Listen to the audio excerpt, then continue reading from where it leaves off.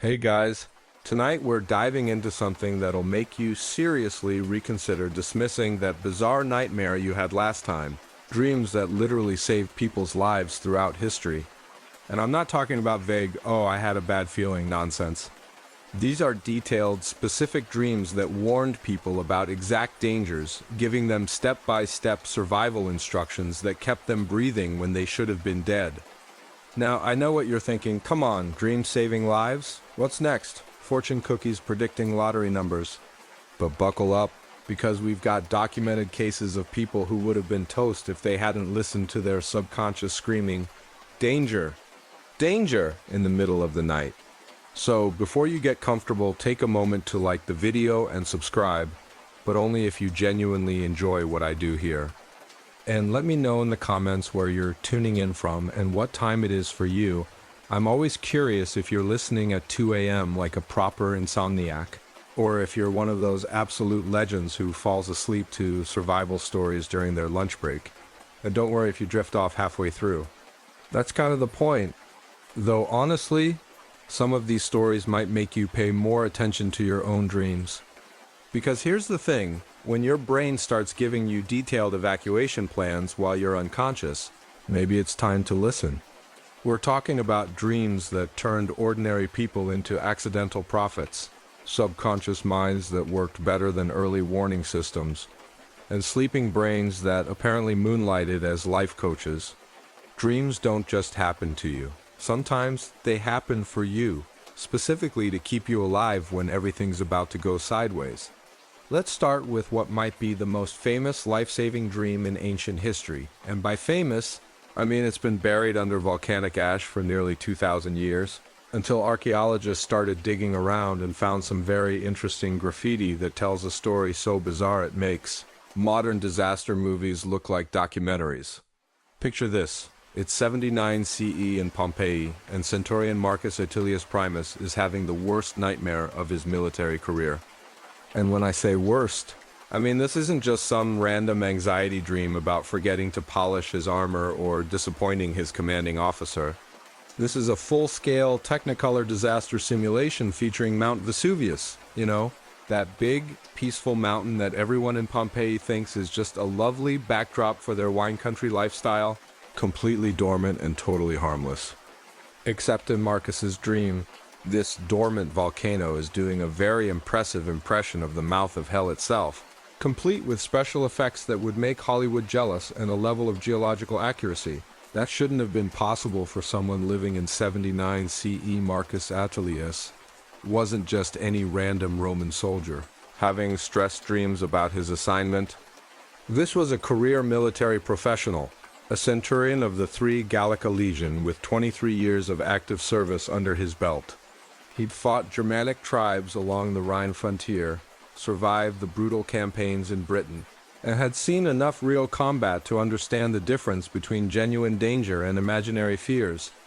His service record was impeccable, his tactical judgment was respected by his superiors, and his men trusted him enough to follow him into battle without question. But on the night of August 22nd, 79 CE, Marcus experienced something that challenged everything he thought he knew about the relationship between dreams and reality. He would later write, and this is where we get incredibly lucky with archaeological evidence, that the dream began not with visual imagery, but with physical sensations that were so realistic they seemed more vivid than his actual waking experiences. Marcus described feeling a deep rumbling beneath his feet, a vibration that seemed to come from the very bones of the earth itself. But this wasn't the familiar trembling of normal earthquakes that were common in the region around the Bay of Naples. This was something else entirely, a rhythmic pulsing that seemed to suggest enormous forces building beneath the surface, like a massive beast preparing to break free from underground captivity. In his dream, Marcus found himself standing on the walls of Pompeii, looking out toward Mount Vesuvius in the early morning light. But instead of the familiar, peaceful mountain that had dominated the landscape for as long as anyone could remember, he was watching the peak transform before his eyes.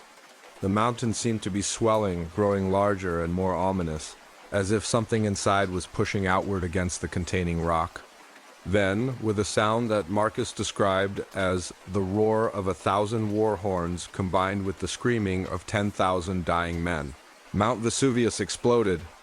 But this wasn't just a simple eruption. This was a geological catastrophe that turned the entire landscape into a vision of apocalyptic destruction that exceeded anything in Roman mythology. Marcus watched in horror as rocks the size of houses were launched into the sky, following ballistic trajectories that would bring them crashing down onto the cities and towns, scattered around the base of the mountain. He could see these massive projectiles spinning through the air, trailing smoke and fire before impacting with explosive force that shattered buildings and created craters in the earth. But the flying rocks were just the beginning of the nightmare. Marcus observed a massive column of ash and debris shooting upward from the mountain's peak, climbing higher and higher until it reached altitudes that seemed impossible.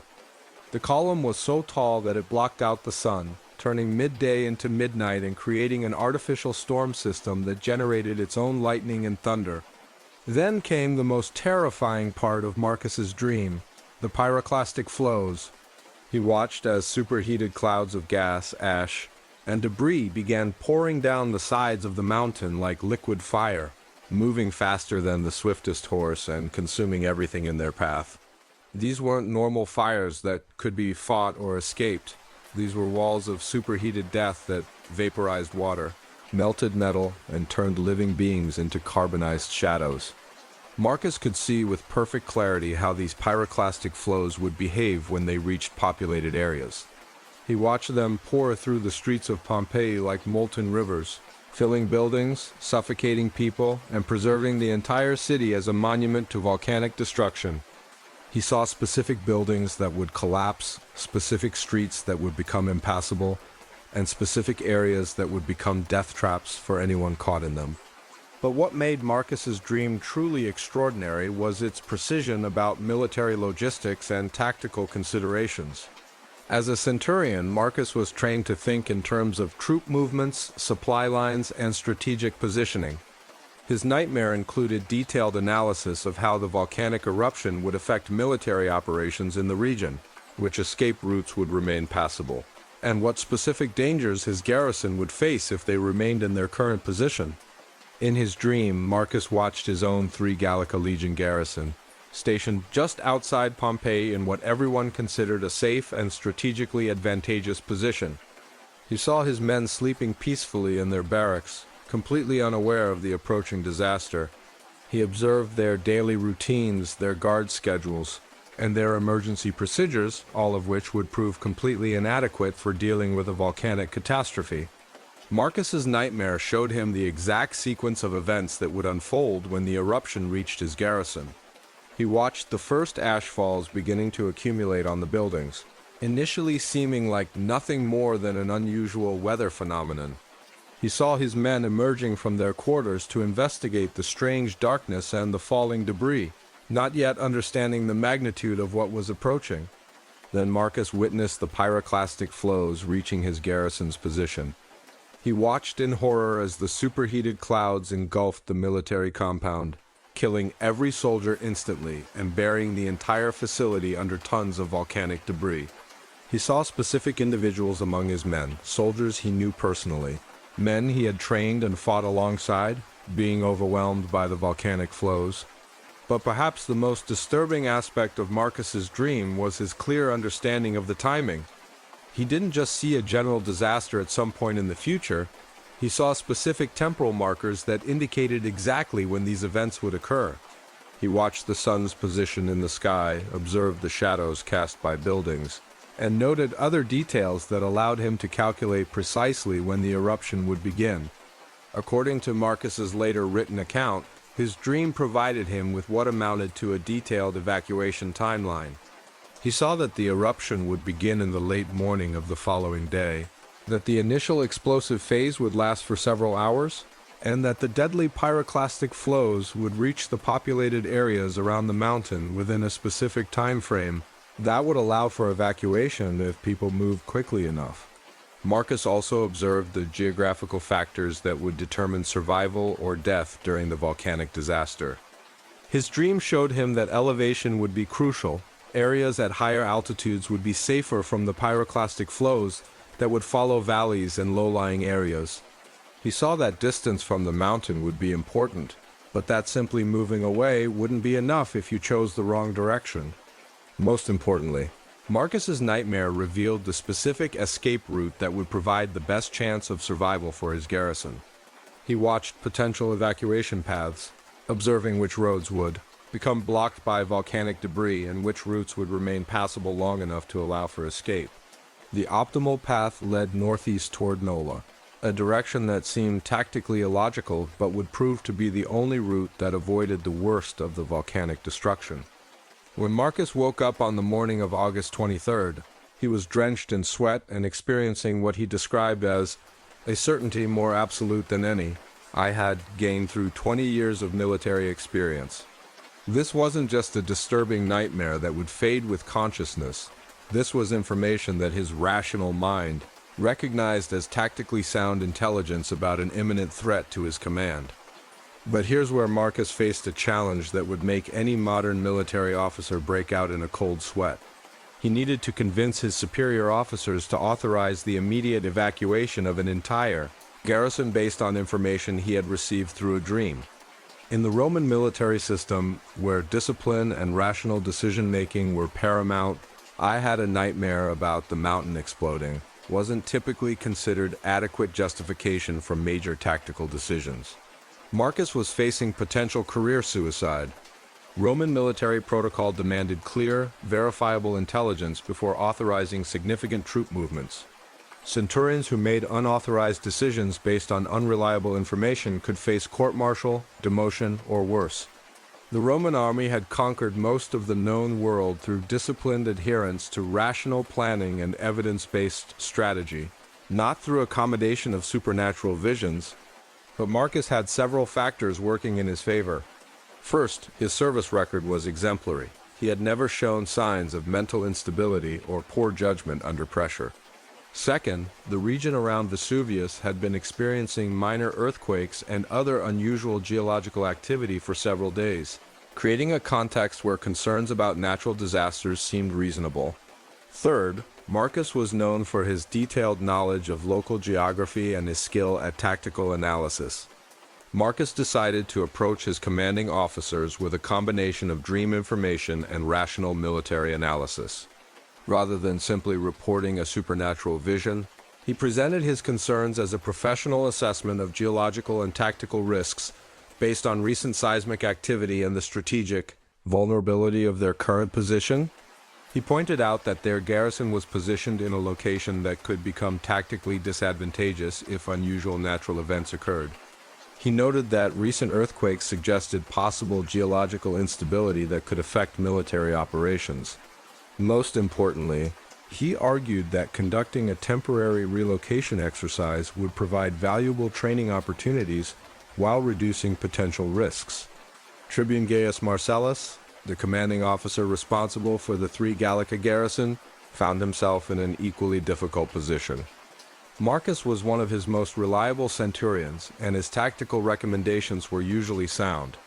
The minor seismic activity in the region was creating genuine concerns about the stability of their current position, but authorizing a full garrison evacuation based on what appeared to be geological speculation was a significant command decision that required careful consideration. After several hours of discussion and analysis, Tribune Marcellus made the decision to authorize what he classified as emergency relocation training exercises for the 3 Gallica garrison. This administrative classification allowed the evacuation to proceed without officially acknowledging supernatural or speculative intelligence as the basis for the decision. On the morning of August 23rd, the entire garrison began preparations for immediate relocation to temporary positions northeast of their current location.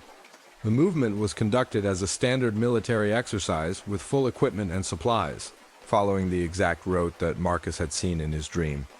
The evacuation was completed by late afternoon, positioning the 300 soldiers of the 3 Gallica garrison approximately 25 miles from their original location. At dawn on August 24th, 79 CE, Mount Vesuvius erupted with explosive force that exceeded anything in recorded human history. The initial explosion was heard hundreds of miles away and created a volcanic column that reached an estimated height of 20 miles into the atmosphere. The eruption ejected billions of tons of ash, pumice, and rock into the sky, creating the massive umbrella cloud that Marcus had seen in his dream. The pyroclastic flows that followed the initial explosion moved down the slopes of Vesuvius at speeds exceeding 100 miles per hour, with temperatures reaching over 1,000 degrees Fahrenheit. These superheated avalanches of gas and debris followed exactly the paths that Marcus had observed in his nightmare, destroying Pompeii, Herculaneum, and every other settlement within approximately 20 miles of the volcano. The 3rd Gallica garrison's original position was completely obliterated by the pyroclastic flows. The military compound where Marcus and his men had been stationed just 24 hours earlier was buried under 15 feet of volcanic debris. Archaeological excavations conducted in the 18th and 19th centuries confirmed that no one in that area survived the eruption. The volcanic flows had been too fast and too hot for any possibility of escape. Meanwhile, Marcus and his 300 soldiers watched the destruction from their temporary position near Nola, safely beyond the reach of the pyroclastic flows, but close enough to witness the full magnitude of the catastrophe. Marcus's written account describes the experience of watching the volcanic clouds advancing across the landscape, destroying everything in their path while his men remained safe in the exact location his dream had indicated. The accuracy of Marcus's prophetic dream extended beyond simple survival logistics. His nightmare had correctly predicted the timing of the eruption, the specific characteristics of the volcanic flows, the geographical patterns of destruction, and even the meteorological effects of the massive ash cloud. Every detail that Marcus had observed in his sleep proved to match the actual sequence of events during the volcanic disaster. But perhaps most remarkably, Marcus's dream had provided him with geological and tactical knowledge that exceeded the scientific understanding. Available in 79 CE, his nightmare had included accurate information about pyroclastic flow behavior, volcanic physics, and eruption dynamics that wouldn't be formally understood by science until the modern era. The route to Nola that Marcus had seen in his dream proved to be the only evacuation path that remained passable during the eruption. Alternative routes toward Nuceria and Stabia, which would have seemed more logical from a tactical perspective, were completely blocked by volcanic debris and pyroclastic flows. It was as if Marcus's sleeping mind had performed complex calculations about volcanic destruction patterns and identified the optimal survival strategy. After the eruption, Tribune Marcellus filed an official report with Roman military headquarters documenting the evacuation and survival of the 3 Gallica garrison. This report, discovered in the Vatican archives in 1960, provides official confirmation of Marcus's prophetic dream and its role in saving 300 Roman soldiers from volcanic destruction.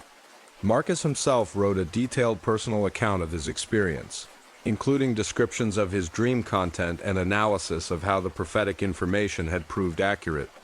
This document, preserved on bronze tablets discovered during excavations near Nola, represents one of the most detailed historical records of prophetic dreaming from the ancient world.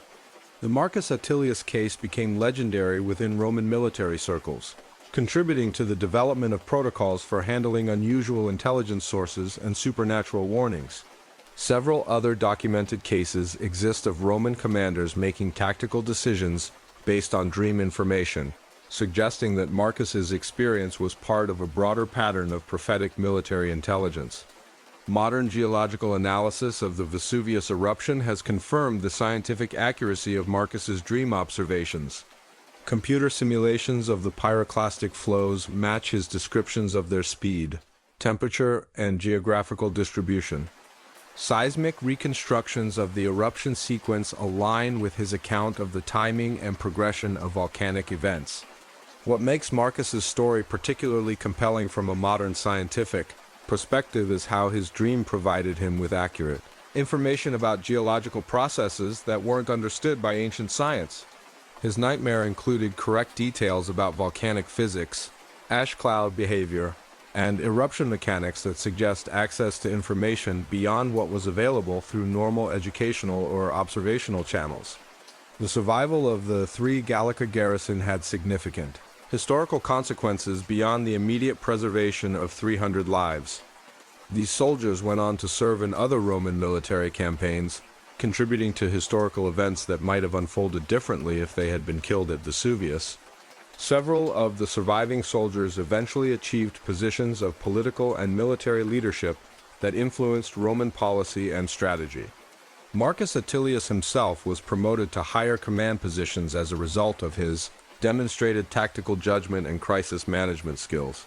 He served with distinction in subsequent military campaigns and eventually retired as a respected senior officer whose tactical innovations influenced Roman military doctrine for generations. The Marcus Attilius case also contributed to changes in Romang, military procedures for handling geological and environmental threats. His experience led to the development of protocols for monitoring natural disasters, evaluating evacuation options, and incorporating non-traditional intelligence sources into military planning processes. But perhaps most importantly, Marcus's prophetic dream demonstrates that life-saving supernatural experiences aren't just individual phenomena. They can have broad historical consequences that affect the survival and development of entire civilizations.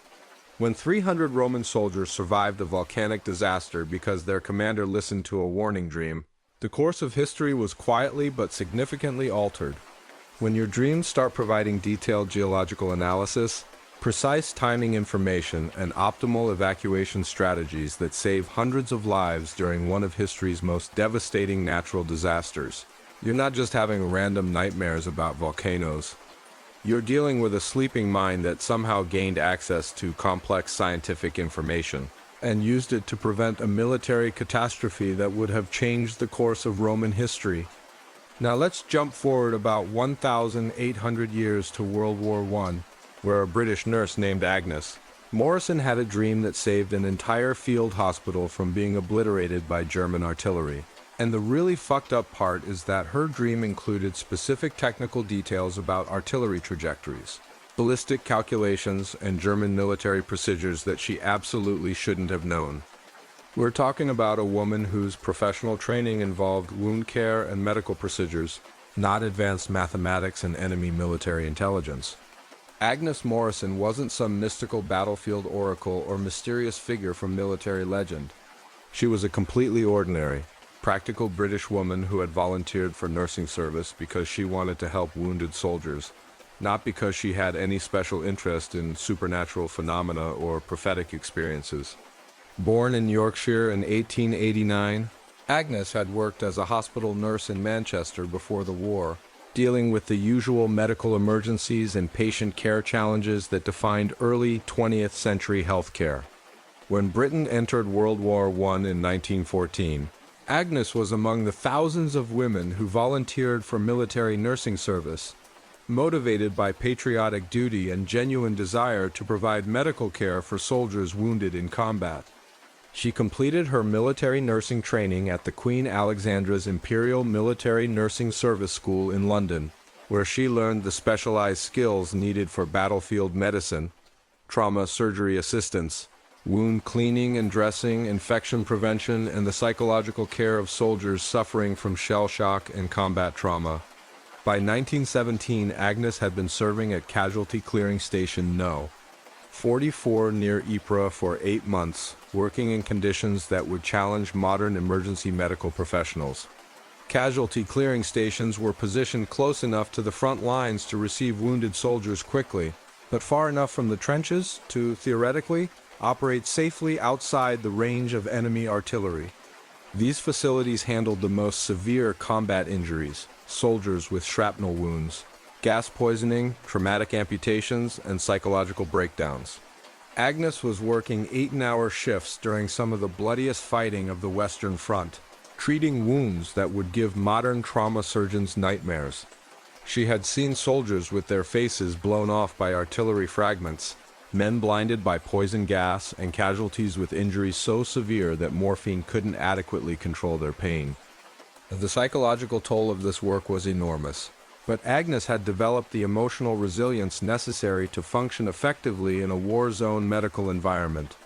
Casualty Clearing Station No. 44 was housed in a converted factory building about 4 miles behind the British front lines, positioned in what military planners considered a secure area that provided good access to wounded soldiers, while remaining outside the effective range of German artillery. The facility treated approximately 200 patients per day during peak fighting periods, with medical staff working in conditions that combined the worst aspects of emergency medicine with the constant stress of operating in an active combat zone. On the night of July 15, 1917, Agnes fell asleep in the nurses' quarters after completing a particularly exhausting 18-hour shift that had involved treating soldiers wounded during a failed British assault on German positions. She had assisted with multiple emergency surgeries, helped care for dozens of gas poisoning victims, and had seen more human suffering in a single day than most people witness in their entire lives. But instead of the usual stress dreams about medical procedures, wounded soldiers, or the general horror of battlefield conditions, Agnes experienced something completely different, an incredibly detailed nightmare about German artillery operations that included technical information she had no business knowing. Agnes found herself dreaming that she was somehow present at a German artillery position several miles away, behind enemy lines, observing German gunners as they prepared for a massive bombardment. But this wasn't a vague or impressionistic dream about enemy activity. This was a detailed technical briefing that included specific information about German artillery equipment, firing procedures, and tactical planning. In her dream, Agnes watched German artillery crews working with 150mm howitzers, heavy guns that she could identify with precision despite having no military training in artillery recognition. She observed the gunners using surveying equipment to measure distances and calculate firing solutions, employing mathematical procedures that exceeded her educational background in nursing and medicine. Agnes saw the German officers consulting detailed maps of the British positions, using aerial reconnaissance photographs to identify specific targets for bombardment. She watched them pointing to a building on their maps that they had incorrectly identified as a British ammunition depot based on aerial photographs that had misinterpreted the medical supply storage areas of Casualty Clearing Station No. 44. The German officers in Agnes's dream were discussing their bombardment plan with technical precision that included specific details about shell types, firing sequences, and timing coordination. Agnes observed them calculating the ballistic trajectories needed to target what they believed was a munitions storage facility, using mathematical formulas and ballistic tables that were completely outside her area of professional expertise. But what made Agnes's dream truly extraordinary was her apparent understanding of the complex technical discussions she was observing. Despite having no background in mathematics, ballistics, or military engineering, her sleeping mind somehow comprehended the German artillery calculations and understood their implications for the safety of Casualty Clearing Station number 44. Agnes watched the German gunners conducting ranging shots to verify their firing solutions, observing the entire process of artillery preparation from target identification through final range confirmation. She saw them adjusting their aim based on the results of test fires, fine-tuning their calculations to ensure maximum accuracy for the planned bombardment. Most disturbing was Agnes's clear understanding of the German officers' tactical timeline. In her dream, she observed them consulting pocket watches and coordinating their bombardment schedule with other artillery units, planning a synchronized attack that would begin at exactly 6:15 a.m. on July 16th, less than 6 hours after Agnes was having this nightmare. The German artillery plan that Agnes observed in her dream was sophisticated and thorough, designed to completely destroy what they believed was a significant British ammunition depot. The officers had calculated the number of shells needed to level the target building, the firing pattern that would ensure complete destruction, and the duration of bombardment necessary to eliminate any possibility of salvaging stored munitions. Agnes could see with disturbing clarity that the German calculations were absolutely correct for their intended purpose. If Casualty Clearing Station No. 44 had actually been an ammunition depot, The planned bombardment would have been devastating and completely effective. The German artillery crews had done their mathematical homework perfectly. The problem was that they had misidentified their target. But the most terrifying aspect of Agnes's dream was her realization that the German artillery calculations were also perfectly effective for destroying a medical facility filled with wounded soldiers, medical staff, and support personnel. The shells that would have eliminated an ammunition depot would also completely obliterate a hospital, killing everyone inside and destroying all medical equipment and supplies. Agnes woke up at 3:30 a.m. in a state of absolute panic, with detailed technical knowledge about German artillery procedures that she couldn't possibly have acquired through her nursing training or medical experience. She had specific information about enemy military operations that exceeded anything available to British intelligence services, and she understood the tactical implications of this information with frightening clarity. The challenge Agnes faced was how to convince her commanding medical officer to take action, based on intelligence she had received through a dream. Captain James Harrison, the physician in charge of Casualty Clearing Station No. 44, was a rational, scientifically trained medical professional who had been dealing with the stress and trauma of battlefield medicine for 3 years. Captain Harrison had seen numerous cases of nurses and soldiers experiencing psychological breakdown under the extreme pressure of war zone conditions. Shell shock, anxiety disorders, and stress-induced hallucinations were common problems among medical personnel who had been exposed to prolonged combat trauma. A nurse claiming to have received detailed German military intelligence through a nightmare could easily be interpreted as evidence of psychological disturbance, requiring medical intervention. But Agnes was one of Captain Harrison's most reliable and competent nursing staff. She had consistently demonstrated sound judgment under pressure, excellent clinical skills, and remarkable psychological resilience despite the horrific conditions at the casualty clearing station. Her work performance had been exemplary, and she had never shown signs of mental instability or unreliable behavior. Agnes approached Captain Harrison with her concerns at approximately 4 a.m., presenting her information as clearly and rationally as possible despite the supernatural source of her intelligence. She described her dream in technical detail, including specific information about German artillery equipment, firing procedures, and tactical planning that impressed Harrison with its apparent accuracy and sophistication. What convinced Captain Harrison to take Agnes's warning seriously wasn't just the detailed technical content of her dream, but her apparent understanding of military concepts and ballistic procedures that were completely outside her professional training. Agnes could describe artillery firing solutions, explain ballistic trajectory calculations, and discuss German tactical procedures with precision that seemed impossible for someone with her educational background. Captain Harrison faced an impossible decision that would have challenged any military commander. Agnes was requesting immediate evacuation of an entire field hospital with over 200 patients, many of whom were too severely wounded to be moved safely. The logistics of evacuating a medical facility under emergency conditions would require every available ambulance, transport vehicle, and medical personnel in the region. Evacuating Casualty Clearing Station number 44, based on a nurse's dream, would also require explaining the decision to superior officers, who would demand rational justification for such drastic action. Military protocol required clear, verifiable intelligence before authorizing major operational changes. And our nurse had a nightmare about German artillery wasn't typically considered adequate military intelligence. But Captain Harrison was also aware that German artillery attacks on medical facilities, while violations of international law had occurred throughout the war. The proximity of Casualty Clearing Station No. 44 to active combat zones created genuine risks, and recent German tactical innovations had extended the effective range of their artillery beyond previous safety calculations. At 4:45 a.m., Captain Harrison made the decision that probably saved over 200 lives. He authorized immediate emergency evacuation procedures for Casualty Clearing Station No. 44, classifying the decision as a precautionary response to credible intelligence regarding imminent enemy artillery attack. This administrative language allowed the evacuation to proceed without officially acknowledging supernatural intelligence as the basis for the decision.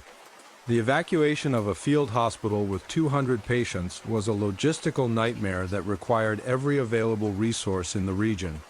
Ambulances, trucks, and even horse-drawn carts were mobilized to transport wounded soldiers who were barely stable enough to survive the journey. Medical equipment, surgical supplies, and pharmaceutical stocks had to be packed and moved under emergency conditions. The most severely wounded patients required careful medical management during transport to prevent their conditions from deteriorating during evacuation. Soldiers with chest wounds needed constant monitoring to ensure their breathing remained stable. Amputees required careful positioning to prevent hemorrhaging. Gas poisoning victims needed specialized care to maintain their respiratory function during transport. Agnes worked alongside the other medical staff during the evacuation, helping to prepare patients for transport while simultaneously dreading the confirmation of her prophetic nightmare. Part of her hoped desperately that her dream had been wrong, that the German bombardment wouldn't occur, and that the massive evacuation effort would prove to have been unnecessary. At exactly 6:14 a.m., 1 minute before Agnes had predicted, German ranging shots began falling around the now evacuated casualty clearing station. The first shells landed precisely where Agnes had indicated in her description of the German firing solution, confirming the accuracy of her dream intelligence with terrifying precision. The ranging shots were followed immediately by the full German artillery bombardment, which began at exactly 6:15 a.m. as Agnes had predicted. The bombardment was executed with the mathematical precision she had observed in her dream, with 150 mm howitzer shells falling in the exact pattern she had described to Captain Harrison. The German artillery barrage lasted for exactly 20 minutes, delivering the precise number of shells that Agnes had seen calculated in her dream. The bombardment was perfectly executed according to the tactical plan she had observed, demonstrating the accuracy of German ballistic calculations and the effectiveness of their target identification procedures. When the bombardment ended, Casualty Clearing Station No. 44 had been completely destroyed. The buildings that had housed the medical facility were reduced to rubble, with no structure remaining intact enough to provide shelter or medical functionality. The German artillery had achieved their objective of complete target destruction, obliterating what they believed had been a significant British ammunition depot. If Agnes hadn't convinced Captain Harrison to authorize the evacuation, over 200 people would have been killed in the bombardment. Wounded soldiers who were too injured to escape, medical personnel who would have been caring for patients, and support staff who kept the facility operational. The German shells would have caused a massacre that would have eliminated one of the most important medical facilities supporting British forces in that sector of the Western Front. The most unsettling aspect of Agnes's prophetic dream was confirmed through post-bombardment intelligence analysis. British intelligence officers who investigated the German artillery attack discovered that Agnes's descriptions of enemy equipment, procedures, and tactical planning had been remarkably accurate. Her dream observations matched captured German artillery records that documented the same bombardment planning she had witnessed in her nightmare. The German artillery unit responsible for the attack had indeed been using 150 mm howitzers positioned at the exact locations Agnes had described. Their firing calculations matched the mathematical procedures she had observed, and their target identification process had followed the same reconnaissance analysis she had seen in her dream. Even the timing and duration of the bombardment matched her prophetic information with precision that seemed impossible for intelligence gathered through supernatural means. After the war, Captain Harrison wrote a detailed report about Agnes's prophetic dream and its role in saving Casualty Clearing Station No. 44. This report, preserved in British military archives, represents one of the most thoroughly documented cases of battlefield precognition from World War I.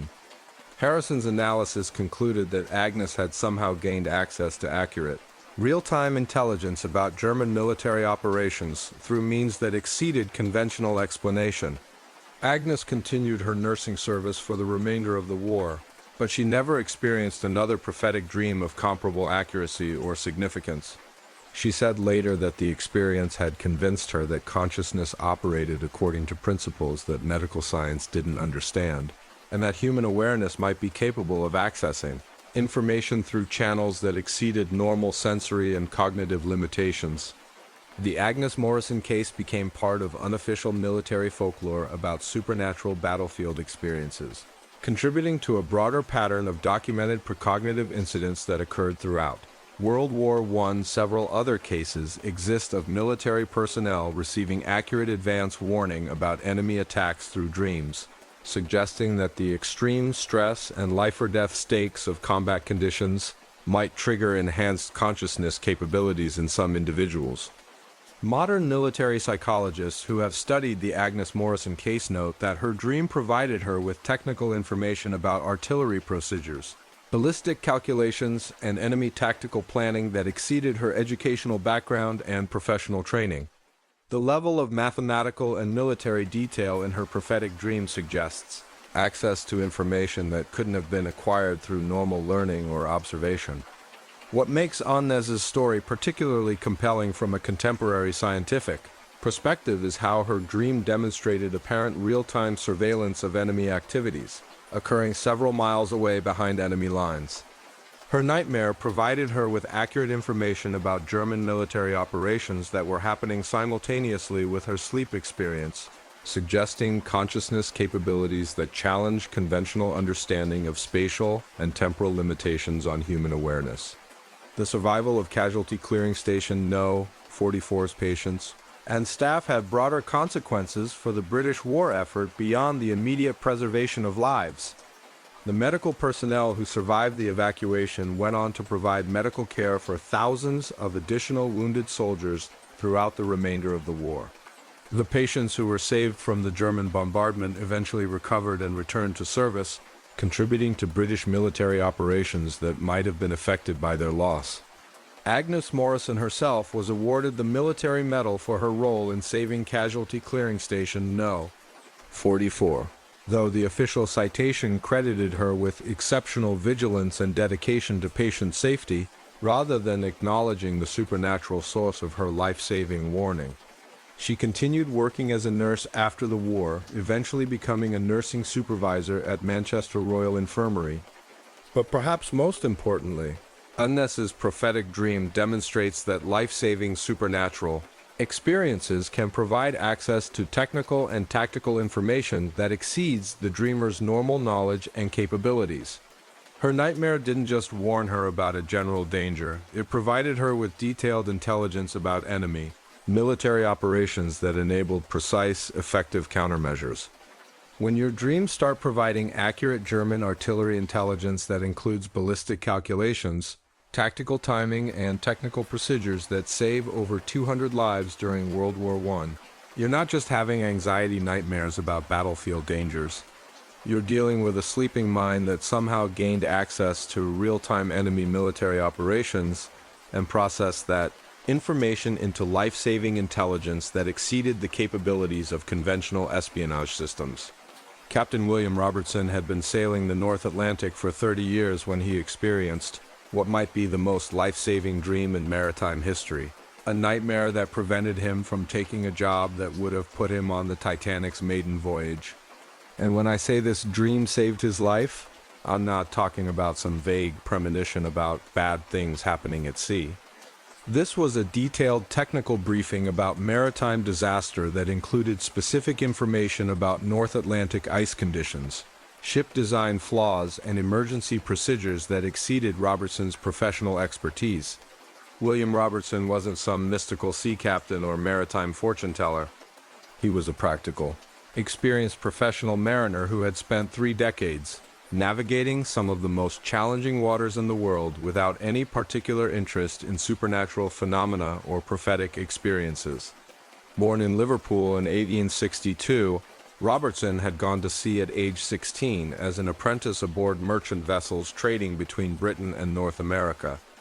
By 1912, Robertson had accumulated an impressive professional record that included service as first officer on passenger liners, cargo ship captain on trans-Pacific routes, and temporary command positions on various vessels throughout the British merchant fleet. He was known among shipping companies as a reliable, competent officer who could handle difficult weather conditions, manage passenger safety, and maintain strict operational standards under pressure. Robertson's expertise was particularly valuable for North Atlantic crossings, which required specialized knowledge of seasonal weather patterns, ice field navigation, and the complex logistics of managing large passenger vessels on long-distance voyages.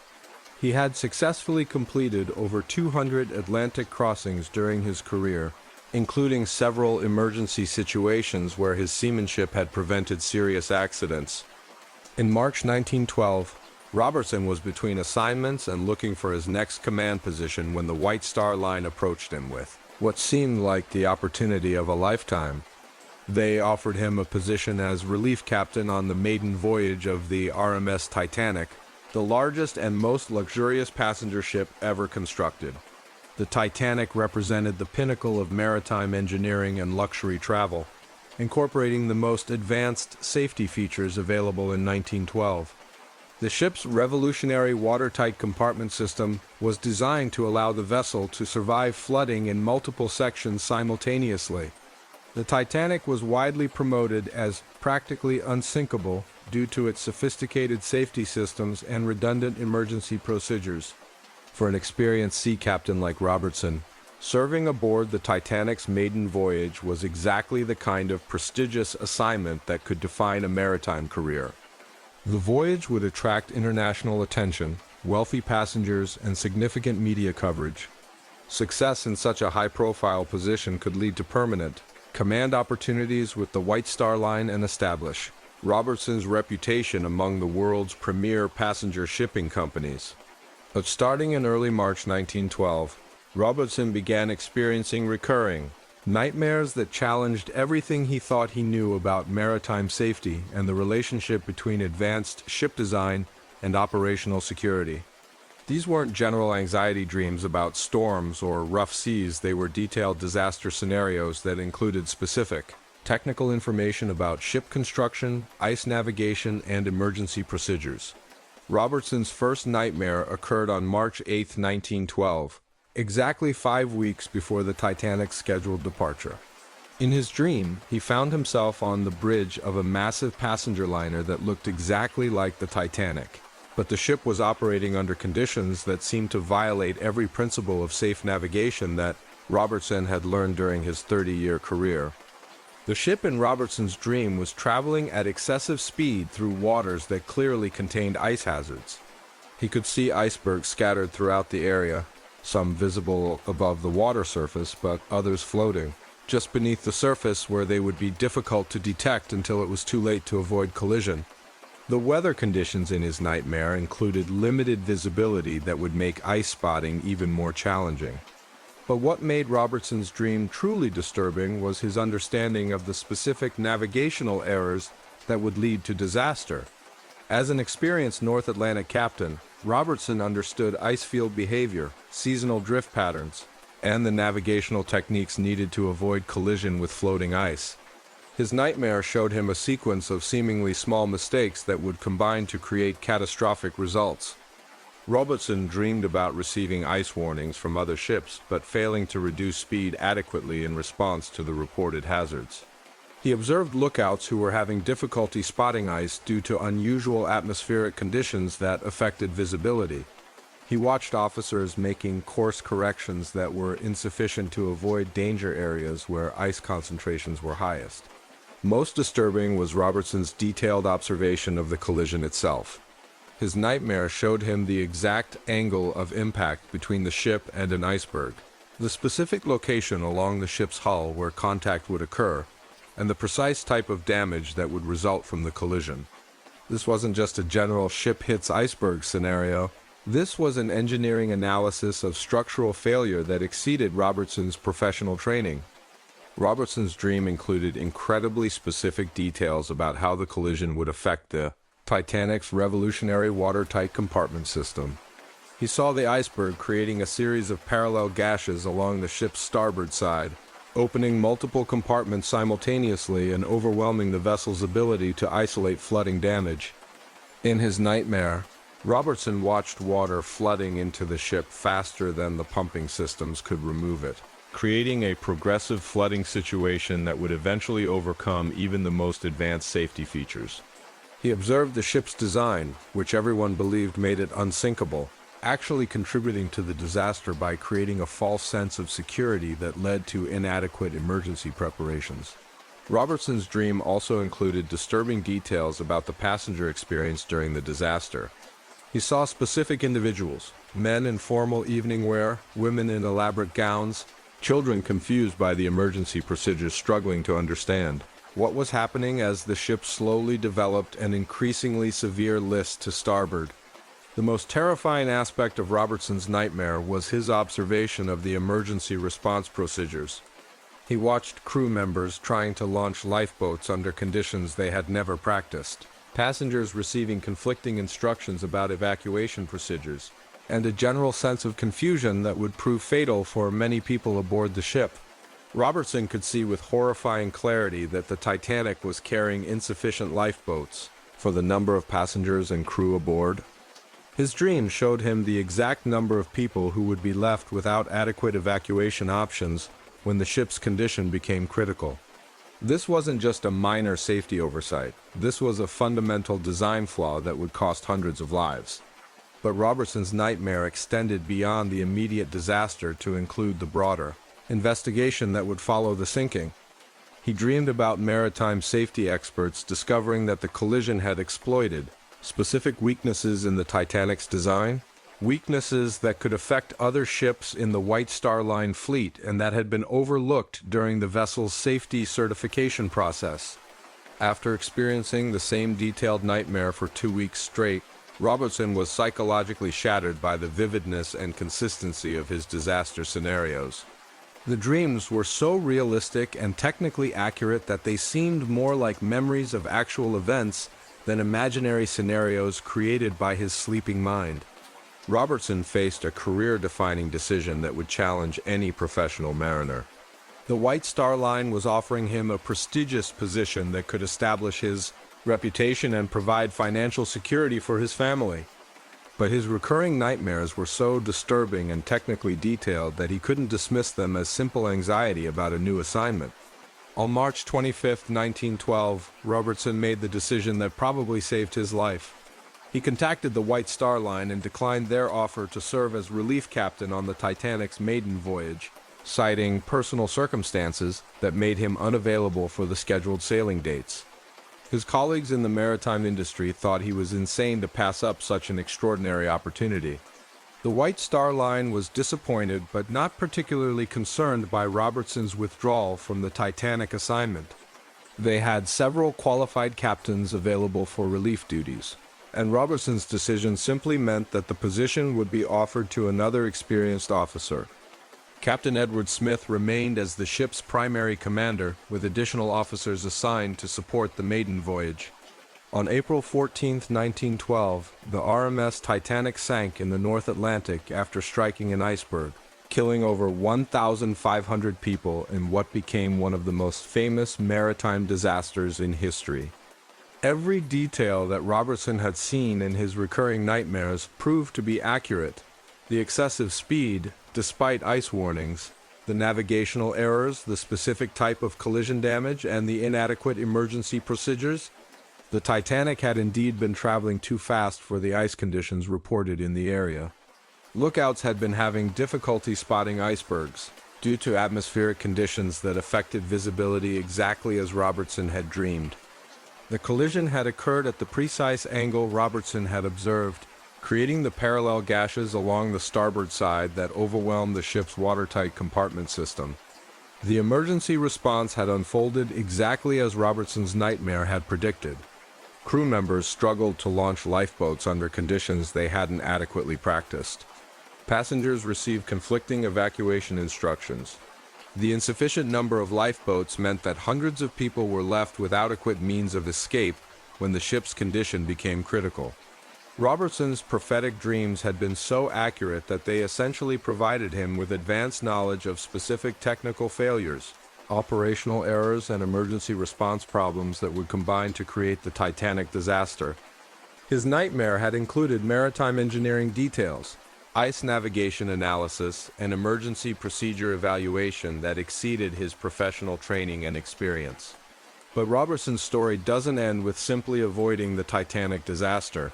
His dreams had been so detailed and disturbing that he became obsessed with maritime safety, eventually dedicating his career to implementing improvements that could prevent similar disasters from occurring in the future. Robertson spent months analyzing his nightmare content, comparing his dream observations with official reports about the Titanic disaster and technical analysis provided by maritime safety investigators. He found that every detail from his recurring dreams had proved accurate, including technical aspects of the disaster that weren't immediately apparent to investigators. This analysis convinced Robertson that his prophetic dreams had provided him with genuine advance knowledge about maritime safety problems that exceeded conventional understanding of ship design and emergency procedures. He began developing safety recommendations based on the disaster scenarios he had observed in his nightmares. Robertson became one of the most vocal advocates for improved lifeboat regulations, arguing that passenger ships should carry sufficient evacuation equipment for every person aboard rather than relying on the assumption that nearby vessels would provide rescue assistance. His advocacy contributed to international maritime safety regulations that required adequate lifeboat capacity for all passengers and crew.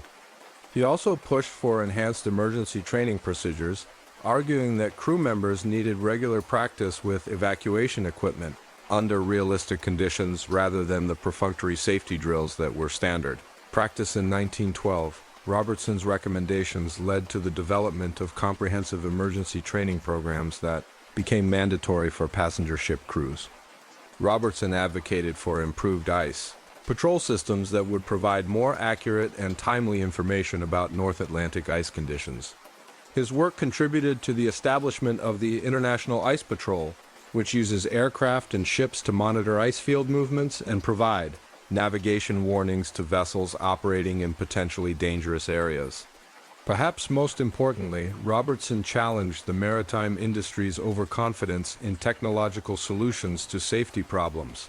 He argued that advanced ship design features could create false security that led to inadequate emergency preparations and operational complacency.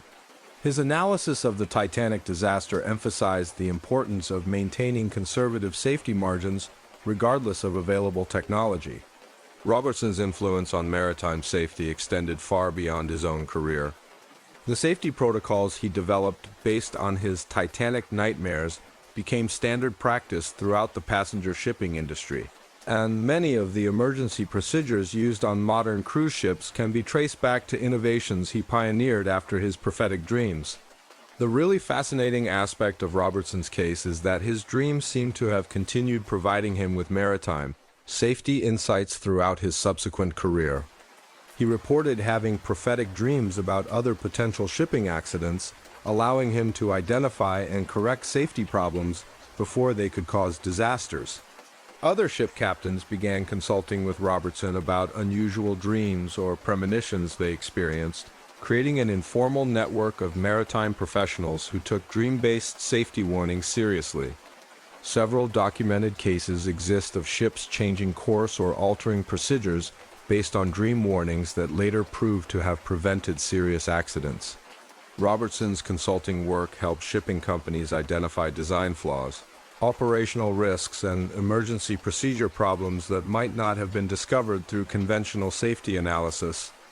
His dream-based insights proved particularly valuable for detecting problems that resulted from complex interactions between multiple systems rather than simple equipment failures. Modern maritime safety experts who have studied Robertson's case note that his prophetic dreams provided him with engineering and operational analysis that exceeded the technical knowledge available in 1912. His nightmares included accurate information about ship design, structural engineering, and emergency management that wouldn't be formally understood by maritime science until decades later. The psychological impact of Robertson's prophetic experience was profound and lasting. He never fully recovered from the knowledge that he had received accurate advance warning about a disaster that killed over 1,500 people and he spent the rest of his career trying to prevent similar tragedies through improved safety systems and emergency procedures. Robertson eventually established the Maritime Safety Research Institute, a private organization dedicated to studying ship design flaws, operational hazards, and emergency procedure improvements. The Institute's work contributed to significant advances in passenger ship safety and helped establish many of the international maritime safety standards that are still used today. But Robertson's case also raises disturbing questions about the nature of prophetic dreams and their relationship to human responsibility. If Robertson had accepted the White Star Line's offer and served aboard the Titanic, would his presence have changed the outcome of the disaster? Did his prophetic dreams provide him with information that could have been used to prevent the tragedy rather than simply allowing him to escape it? Robertson struggled with these questions for the rest of his life, wondering whether he had a moral obligation to share his dream information with the White Star Line, even if it meant revealing the supernatural source of his knowledge. His decision to decline the Titanic assignment had saved his own life but hadn't prevented the deaths of the passengers and crew who sailed on the voyage. The ethical implications of Robertson's case continue to challenge researchers who study prophetic dreaming and life-saving supernatural experiences. When someone receives accurate advance warning about a disaster that will affect other people, what responsibility do they have to share that information even if it comes from sources that seem incredible or supernatural? Robertson's experience also demonstrates how prophetic dreams can have cascading effects that extend far beyond the immediate survival of the dreamer. His nightmare-inspired safety advocacy prevented unknown numbers of future maritime disasters and contributed to international safety regulations that continue to protect passengers and crews on modern ships. When your dreams provide detailed maritime engineering analysis that includes specific information about structural failures, ice navigation hazards, and emergency procedure flaws that save your life and inspire safety improvements that prevent future disasters, you're not just having anxiety nightmares about dangerous ocean crossings. You're dealing with a sleeping mind that somehow gained access to complex technical information about future events and used that knowledge to influence the course of maritime history. The William Robertson case remains one of the most thoroughly documented examples of prophetic dreaming from the early 20th century, providing compelling evidence that some individuals can receive accurate advance warning about specific disasters through dream experiences that exceed conventional explanation. His story continues to inspire research into the relationship between consciousness, precognition, and survival instincts that challenge our understanding of human psychological capabilities. Captain David Matthews had been flying commercial aircraft for 23 years, without a single serious incident when he started having detailed nightmares about a specific flight that would experience catastrophic mechanical failure. And when I say detailed, I don't mean some vague anxiety dream about planes falling out of the sky. These were technical engineering reports delivered through his subconscious, complete with specific information about aircraft systems, failure mechanisms, and emergency procedures that most pilots never have to deal with in real life. David Matthews wasn't some nervous aviator who jumped at every unusual sound or worried constantly about mechanical problems. This was a seasoned commercial pilot with over 15,000 flight hours, an impeccable safety record, and a reputation among airline management for cool-headed decision-making under pressure. He'd successfully handled multiple emergency situations during his career, including engine failures, severe weather encounters, and complex mechanical problems that required precise airmanship to resolve safely. Born in Denver in 1945, Matthews had dreamed of becoming a pilot since childhood. Inspired by watching military aircraft at nearby Lowry Air Force Base during World War II, he'd earned his private pilot's license at 17, worked as a flight instructor to build flying experience, and eventually been hired by United Airlines. In 1965, as part of the major expansion of commercial aviation that followed the introduction of jet aircraft.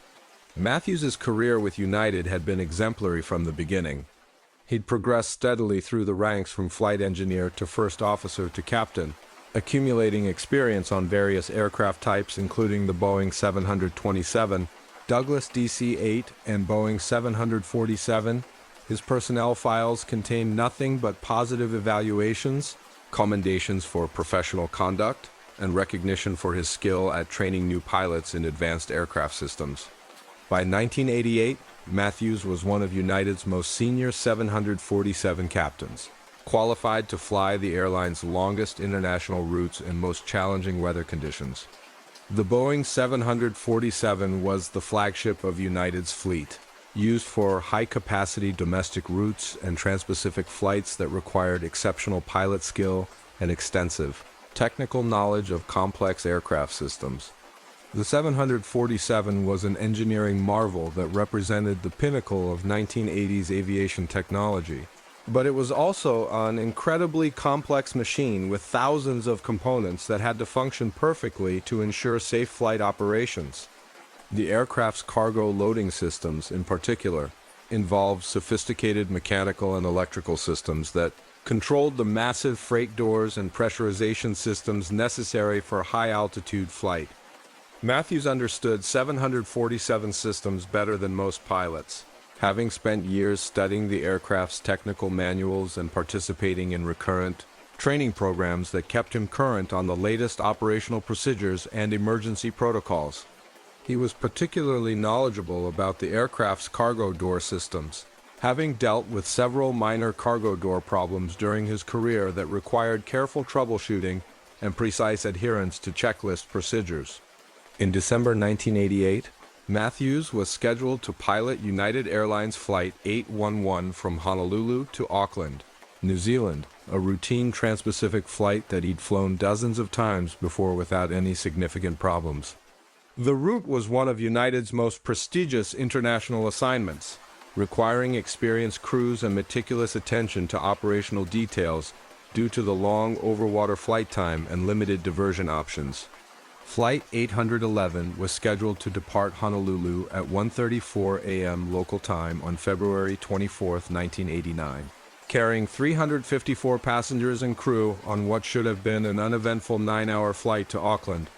The aircraft assigned to the flight was a Boeing 747-122, registration N4713U, a 15-year-old airplane with a generally reliable service history and no outstanding maintenance issues that would indicate elevated risk. But starting on December 15, 1988, Matthews began experiencing recurring nightmares that challenged everything he thought. He understood about aircraft reliability and the relationship between routine mechanical systems and catastrophic flight safety emergencies.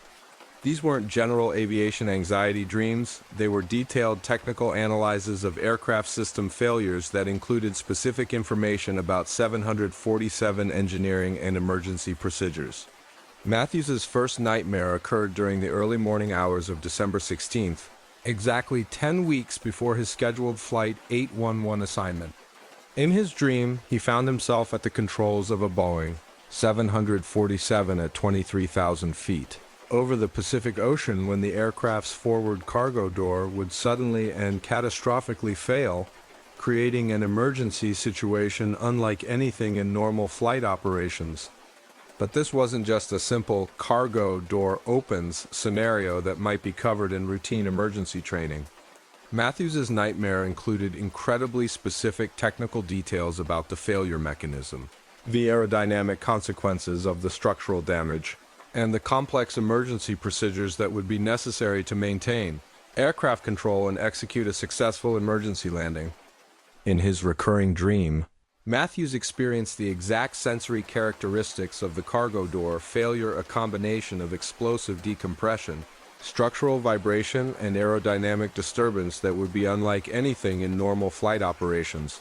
He could hear the specific sound the door would make when it failed, a metallic tearing noise combined with the roar of air rushing through the opening created by the door's sudden departure from the aircraft. Matthews dreamed about the door taking a large section of the cabin floor with it when it was torn away from the aircraft, creating a massive hole that would expose the passenger cabin to the outside air at cruising altitude.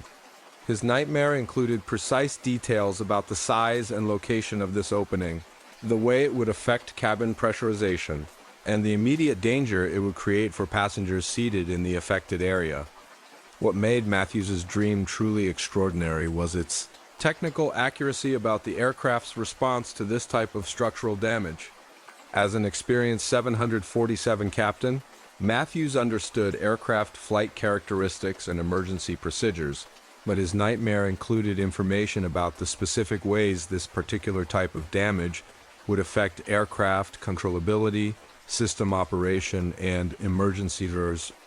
In his dream, Matthews observed how the sudden loss of structural integrity would affect the aircraft's aerodynamic characteristics, creating handling problems that weren't covered in standard emergency training. He watched the flight controls responding differently than normal due to the altered airflow patterns created by the large opening in the fuselage. Matthews also dreamed about the immediate human consequences of the cargo door failure. His nightmare showed him passengers being sucked out of the aircraft through the hole created by the door's departure, a scenario so horrific that it challenged his psychological ability to process the information even while dreaming. In his recurring nightmare, Matthews could see specific seat numbers that would be affected by the explosive decompression, the way passengers would be torn from their seats by the sudden pressure differential, and the devastating reality of people being lost overboard at 23,000 feet over the Pacific Ocean with no possibility of rescue. But perhaps most disturbing was Matthews's dream observation of the specific passengers who would be lost during the cargo door failure. His nightmare included detailed visions of individual people, men, women, and children, being overwhelmed by the explosive decompression and torn from the aircraft before anyone could help them. Matthews's dream also included accurate technical information about the emergency procedures that would be necessary to fly a severely damaged 747 back to Honolulu for an emergency landing. His nightmare showed him the specific control inputs, system management procedures, and approach techniques that would be required to safely land an aircraft with major structural damage and altered flight characteristics. The technical complexity of Matthews's dream information was staggering. His nightmare included details about aircraft systems, structural engineering, and emergency procedures that exceeded the scope of normal pilot training. He dreamed about backup systems that would be affected by the structural damage, alternative control methods that would be necessary to maintain aircraft stability, and approach procedures that would have to be modified to account for the aircraft's altered aerodynamic characteristics. Matthews's dream even included information about the post-incident investigation that would follow the cargo door failure. His nightmare showed him investigators discovering that the door failure had been caused by a design flaw in the door's locking mechanism, a defect that could affect other aircraft in the fleet and that had been overlooked by previous safety inspections. After experiencing the same detailed nightmare for 3 consecutive nights, Matthews found himself in an impossible professional situation. As a senior airline captain, he was expected to make decisions based on factual information, operational data, and established safety procedures. "I had a bad dream about cargo doors" wasn't typically considered adequate justification for refusing flight assignments. But Matthews couldn't dismiss the technical accuracy and consistency of his nightmare information. His dream had included details about 747 systems, emergency procedures, and structural failure mechanisms that seemed too sophisticated and specific to be random anxiety responses or occupational stress manifestations. On December 20th, 1988, Matthews made a decision that probably saved his life and potentially affected the lives of hundreds of other people. He contacted United Airlines crew scheduling and reported that he was experiencing a medical condition that made him unfit for flight duty, requesting removal from the Flight 811 assignment. Matthews's medical leave request was handled through normal airline procedures, with his supervisor expressing routine concern about his condition and arranging for another qualified captain to take over the Flight 811 assignment. Captain David Cronin, another experienced 747 pilot with an excellent safety record, was assigned to replace Matthews as the flight's commanding pilot. Matthews spent the following weeks in psychological turmoil, torn between relief at avoiding the assignment and guilt about potentially abandoning his professional responsibilities based on supernatural information that might prove to be completely false. He monitored Flight 811's operations carefully, hoping desperately that his nightmares had been wrong, and that the flight would complete its scheduled service without incident. On February 24, 1989, at 2:09 Hawaiian time, approximately 23 minutes after takeoff from Honolulu, United Airlines Flight 811 experienced exactly the type of cargo door failure that Matthews had seen in his recurring nightmares. The forward cargo door blew out at 23,000 feet, creating explosive decompression that tore a massive hole in the side of the aircraft and resulted in the loss of 9 passengers who were sucked out into the Pacific Ocean. Everything Matthews had dreamed proved to be accurate with terrifying precision. The cargo door failure occurred at the exact altitude he had seen in his nightmare, created the same type of structural damage he had observed, and resulted in the same number of passenger fatalities he had witnessed in his dreams. Captain David Cronin, flying the aircraft in Matthews's place, demonstrated exceptional airmanship by maintaining control of the severely damaged 747 and executing a successful emergency landing back in Honolulu. His skill and professionalism saved the lives of the remaining 345 people aboard the aircraft, but couldn't prevent the tragedy of the 9 passengers who were lost during the initial explosive decompression. The investigation of United Airlines Flight 811 revealed that the cargo door failure had been caused by exactly the type of design flaw that Matthews had seen in his nightmares. The door's locking mechanism contained a defect that allowed it to open during flight under specific conditions, creating the catastrophic failure sequence that Matthews had dreamed about in December. The technical details of the actual cargo door failure matched Matthews's dream observations with supernatural accuracy. The size and location of the structural opening, the specific sound characteristics of the failure, the aerodynamic effects on aircraft control, and even the post-incident investigative findings all corresponded to the information Matthews had received through his nightmares. But Matthews's prophetic dreams had provided him with more than just advance warning about a specific aircraft accident. His nightmare had included technical information about 747 systems, structural failure mechanisms, and emergency procedures that exceeded his professional training and that wouldn't be fully understood by investigators until months after the actual incident occurred. The psychological impact of experiencing accurate prophetic dreams about an aviation disaster that he wasn't even involved in was devastating for Matthews.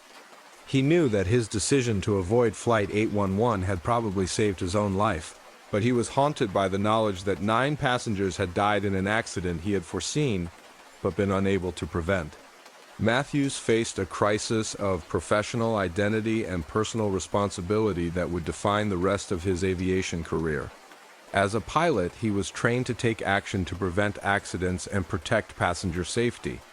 But his prophetic dreams had provided him with advance warning about a disaster that he couldn't prevent without revealing the supernatural source of his information. Matthews eventually made the decision to leave commercial aviation entirely, concluding that he couldn't continue flying passengers while possessed of supernatural knowledge about aviation accidents that he might be powerless to prevent. His departure from United Airlines was handled discreetly, with company officials accepting his resignation without requiring detailed explanation of his reasons for leaving. But Matthews's story didn't end with his departure from commercial aviation. His experience with prophetic dreams about Flight 811 led him to become involved in aviation safety research, working as a consultant for aircraft manufacturers and safety organizations that were interested in identifying potential design flaws and operational hazards. Matthews's consulting work focused on what he called intuitive risk assessment, the systematic analysis of aircraft systems and operational procedures for problems that might not be apparent through conventional safety analysis. His approach combined traditional engineering evaluation with attention to subtle indicators and pattern recognition that might suggest emerging safety concerns. Aircraft manufacturers found Matthews's consulting services valuable for identifying potential problems during the design and testing phases of new aircraft development. His ability to recognize complex failure scenarios and system interaction problems helped prevent several potential safety issues from reaching operational aircraft. Matthews also worked with pilot training organizations to develop enhanced emergency procedures and decision-making protocols that could help aircrew respond more effectively to unusual mechanical failures in complex emergency situations. His insights about the psychological factors that affect pilot performance during extreme stress contributed to improved crew resource management training programs. The most significant aspect of Matthews's post-airline career was his work with other pilots who reported having unusual dreams or premonitions about aviation safety. He quietly established an informal network of aircrew who took intuitive safety warnings seriously, creating a communication system that allowed pilots to share concerns about potential hazards without fear of professional ridicule. This network documented several cases where pilots had changed flight plans, delayed departures, or avoided specific aircraft based on dream warnings or intuitive concerns that later proved to have prevented serious accidents.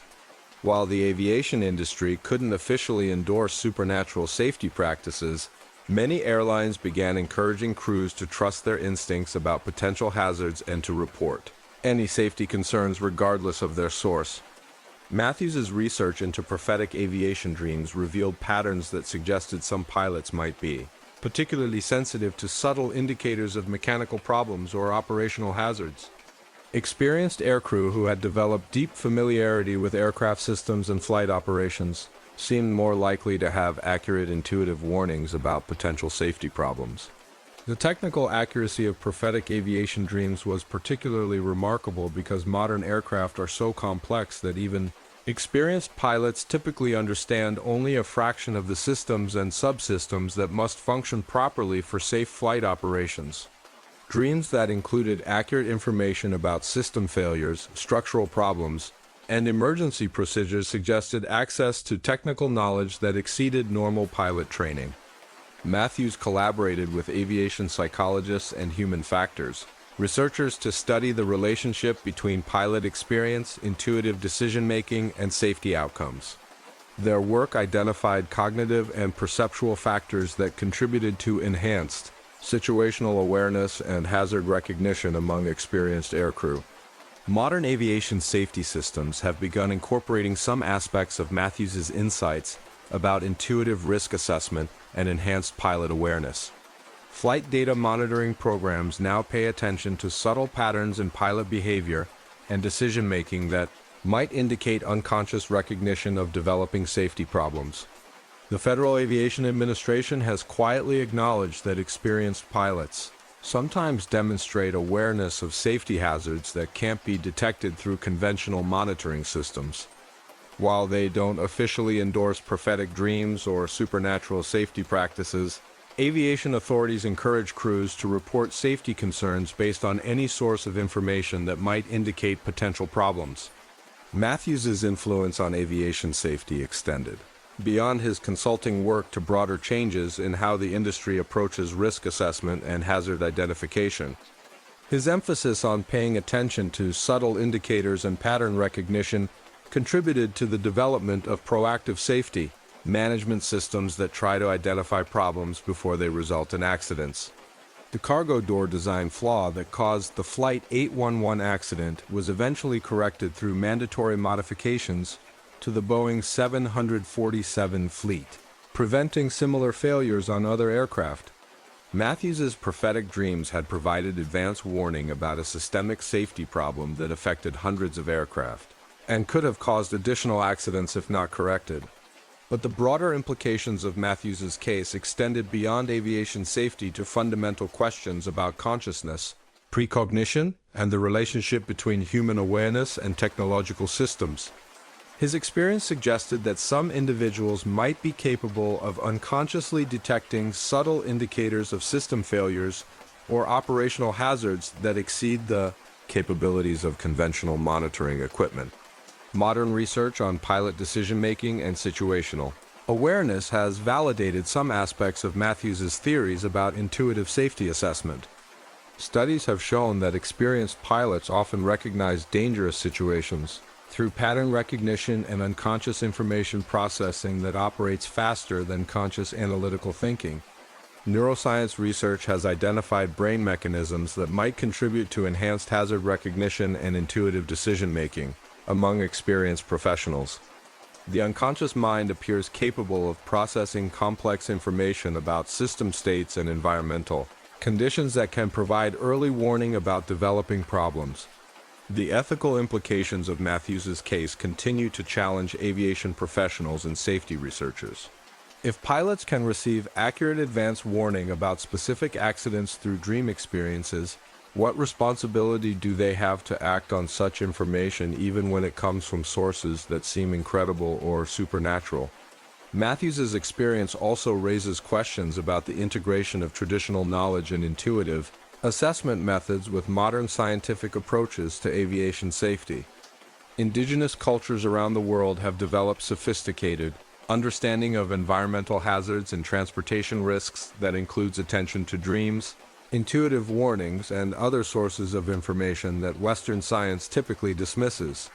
Some aviation safety experts have begun acknowledging that traditional knowledge about hazard recognition, including dream-based warning systems, might provide valuable supplements to modern monitoring technology. The challenge is developing methods for evaluating and incorporating such information without compromising the rigorous analytical standards that are essential for aviation safety. Matthews's long-term follow-up work revealed that his prophetic dreaming abilities seem to be specifically related to aviation safety rather than representing a general precognitive capability.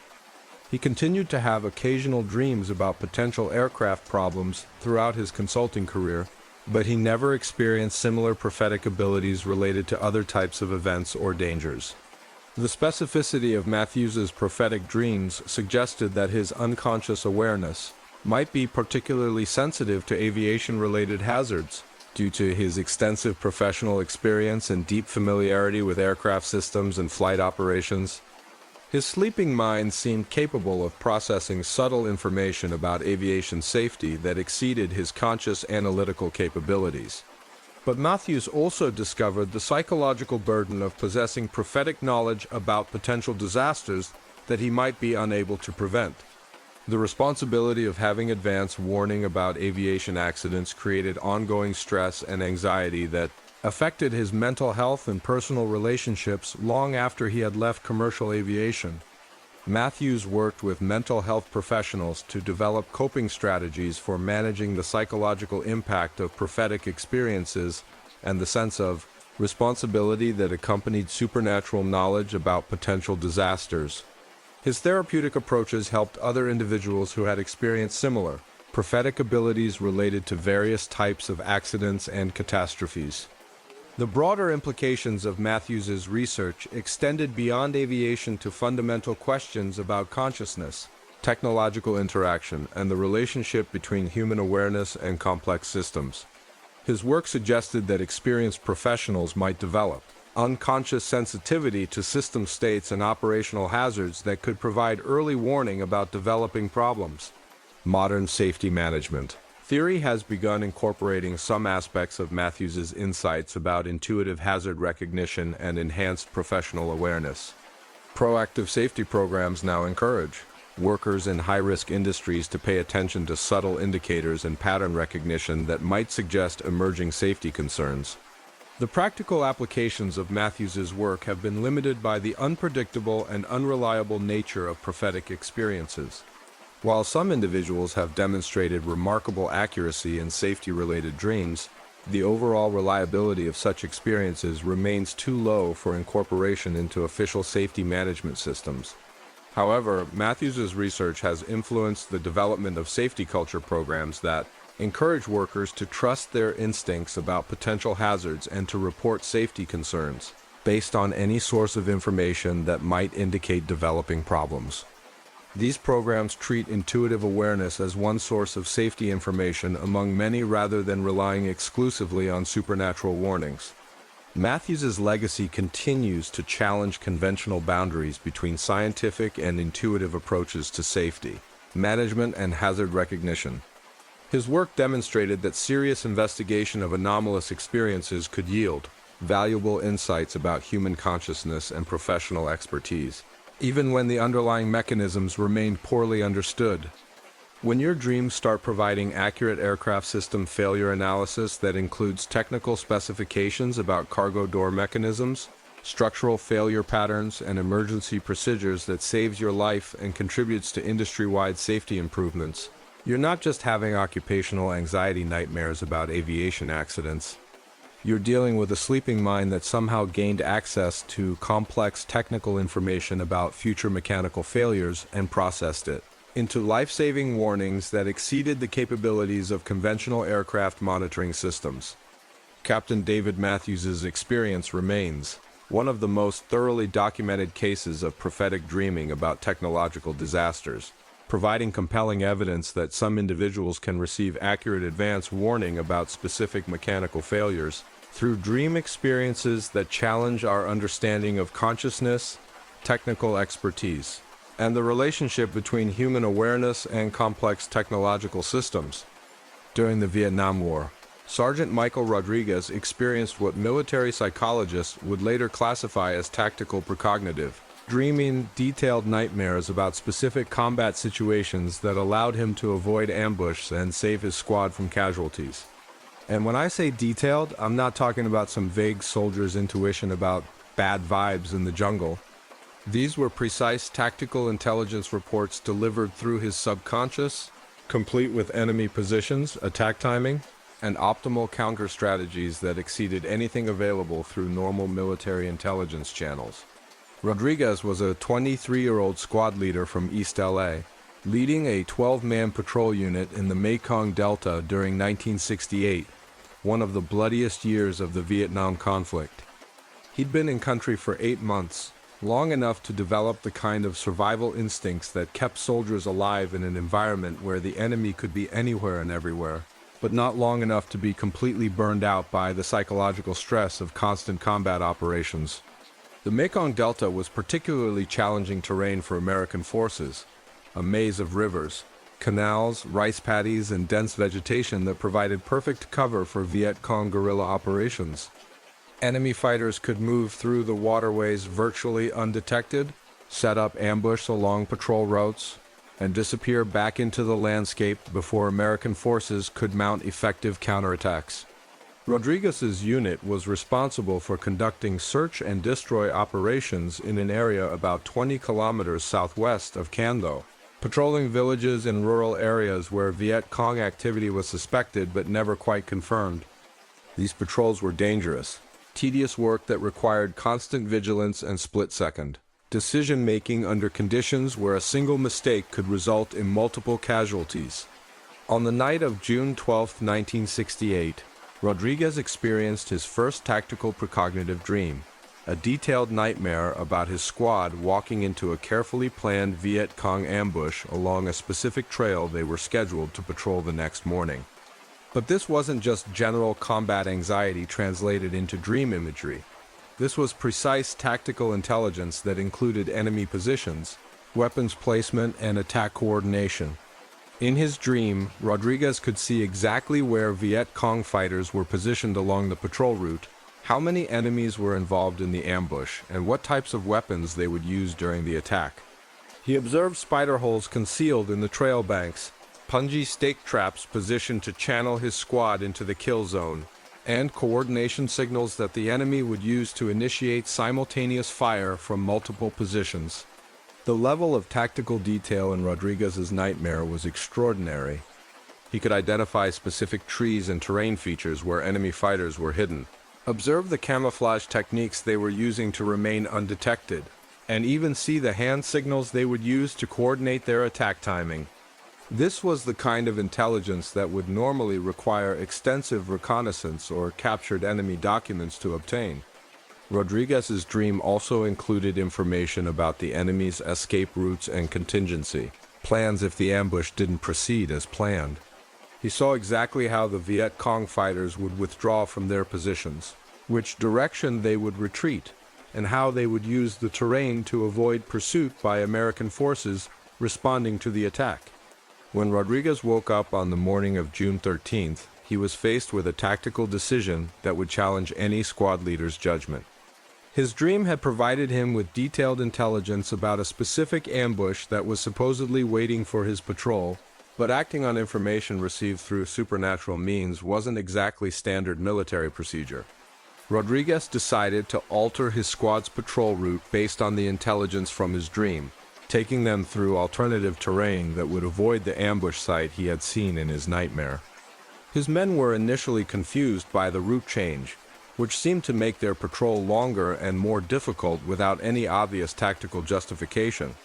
But Rodriguez's decision to trust his dream intelligence proved to be life-saving.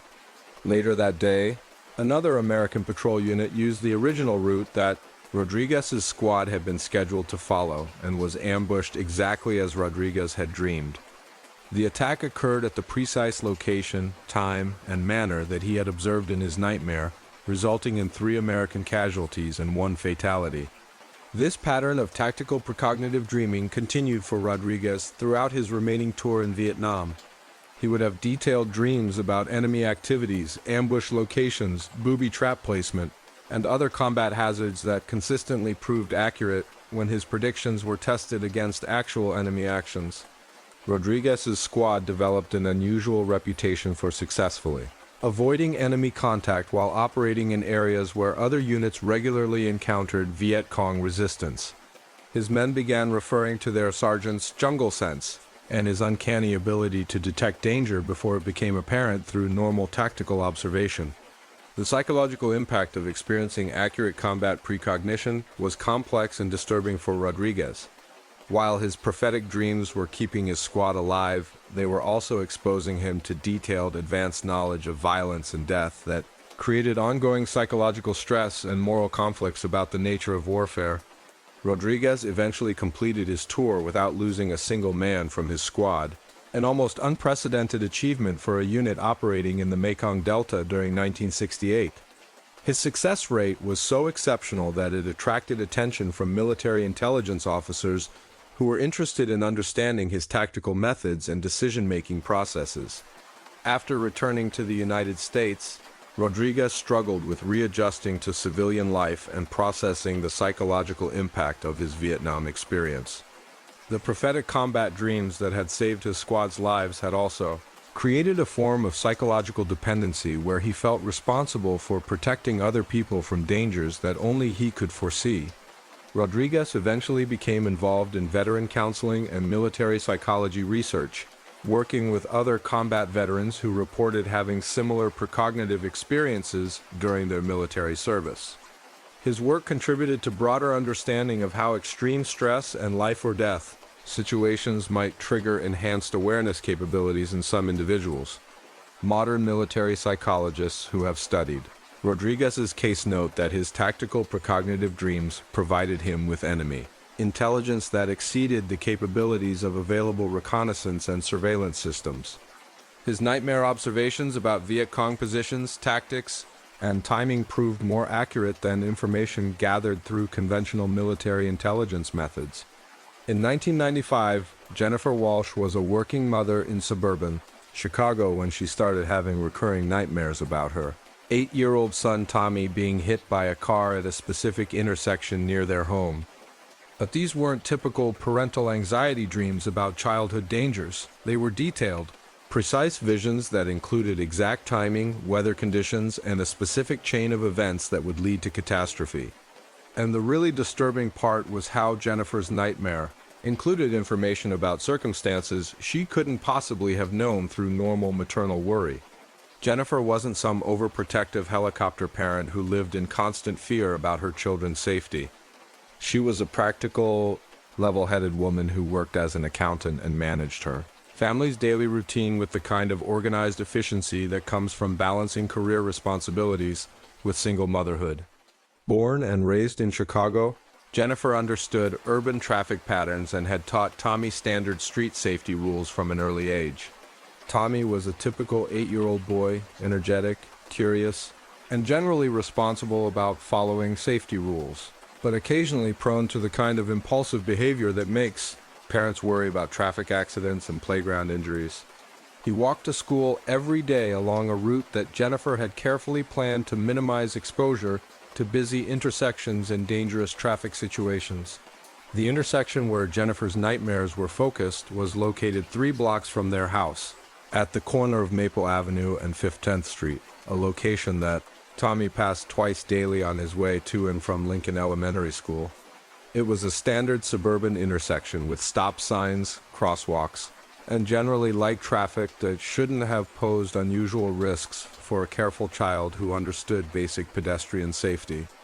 Jennifer's recurring nightmare began on March 1, 1995, and continued every night for 2 weeks with disturbing consistency and increasing detail. In her dreams, she watched a specific sequence of events unfold that would place Tommy in the intersection at exactly the wrong moment to be struck by a car whose driver would be distracted by circumstances beyond anyone's control. The dream always began the same way. Tommy was walking home from school on a Tuesday afternoon when his normal routine would be disrupted by a school event running longer than scheduled. Jennifer could see that Lincoln Elementary was conducting an emergency fire drill that would delay dismissal by approximately 20 minutes, causing Tommy to leave school later than his usual 3:15 p.m. departure time. But the delay itself wasn't the problem. It was how the timing change would interact with other factors that Jennifer couldn't possibly have known through normal maternal monitoring of Tommy's activities. In her nightmare, she observed that the delayed school dismissal would coincide with a delivery truck making an unusual stop at the corner market near the intersection, creating a visual obstruction that would prevent both Tommy and an approaching driver from seeing each other clearly. Jennifer's dream included incredibly specific details about the weather conditions that would contribute to the accident scenario. She saw that March 15th would be a sunny day, with patches of melting snow that would create puddles and glare conditions at the intersection. The sun's angle at 3:35 p.m. would create visibility problems for drivers approaching from the west, while the wet pavement would affect vehicle stopping distances. The most disturbing aspect of Jennifer's nightmare was her detailed observation of the driver who would hit Tommy. She could see that it would be a middle-aged woman driving a blue Honda Civic who would be momentarily distracted by her crying infant in the back seat at the exact moment she approached the intersection. The driver wasn't drunk, speeding, or otherwise behaving recklessly. She was simply experiencing the kind of split-second distraction that could happen to any parent dealing with a fussy child. Jennifer's dream showed her that the accident would occur because of a perfect storm of timing, environmental conditions, and human factors that would align in a way that created an unavoidable collision if the sequence of events proceeded naturally. Tommy would enter the crosswalk at the precise moment when the driver's attention was focused on her child, while the delivery truck blocked both their views of each other until it was too late to prevent the accident. The level of detail in Jennifer's recurring nightmare was so specific that she could describe the exact make and color of the car, the approximate age and appearance of the driver, and even the clothing that Tommy would be wearing when the accident occurred. She could see that he would be carrying his red backpack and wearing his favorite Chicago Bulls jacket, details that seemed too precise to be random dream content. Jennifer's nightmare also included information about the immediate aftermath of the accident, the specific injuries Tommy would sustain, how long it would take for emergency responders to arrive, and what would happen during his transport to the hospital. She could see herself receiving the phone call at work, the route she would take to the hospital, and even details about the emergency room procedures that would be necessary to treat Tommy's injuries. But perhaps most importantly, Jennifer's dream showed her that while the accident would be serious, it wouldn't be fatal if Tommy received prompt medical attention. Her nightmare included detailed information about his specific injuries, a broken leg, possible concussion and various cuts and bruises, but also clear indication that he would survive and eventually recover completely with proper treatment. After 2 weeks of experiencing the same detailed nightmare every night, Jennifer was emotionally exhausted and psychologically tormented by the vividness and consistency of her prophetic visions. The dreams felt more like memories of actual events than imaginary scenarios, creating a level of anxiety and certainty that was difficult to ignore or dismiss as ordinary parental worry. On March 14th, Jennifer made a decision that would save her son's life. Instead of allowing Tommy to walk home from school on March 15th as he normally did, she arranged to pick him up personally. Breaking the routine that her nightmare had shown would lead to the accident at the intersection of Maple Avenue and 15th Street. Jennifer didn't explain to Tommy why she was changing his normal routine, not wanting to frighten him with descriptions of her nightmares or create anxiety about dangers that might not be real. She simply told him that she wanted to spend some extra time with him after school and that she would be driving him home instead of letting him walk. On March 15th, 1995, everything Jennifer had dreamed began unfolding exactly as her nightmare had predicted. Lincoln Elementary School conducted an emergency fire drill that delayed dismissal by 20 minutes, just as she had foreseen. The weather conditions were exactly as she had dreamed, sunny with melting snow, creating puddles and glare at the intersection.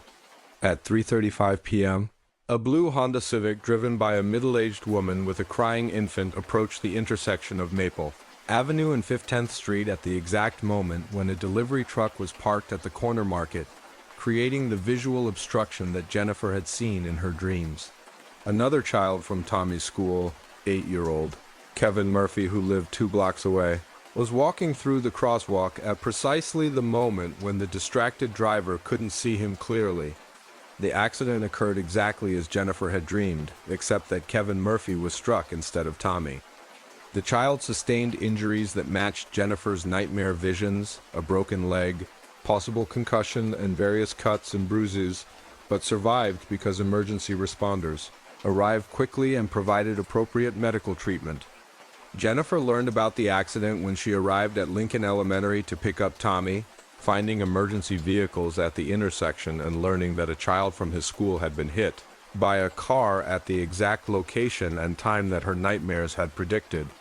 Every detail matched her prophetic visions: the blue Honda Civic, the middle-aged female driver with a crying infant, the delivery truck creating visual obstruction, even the weather conditions and timing.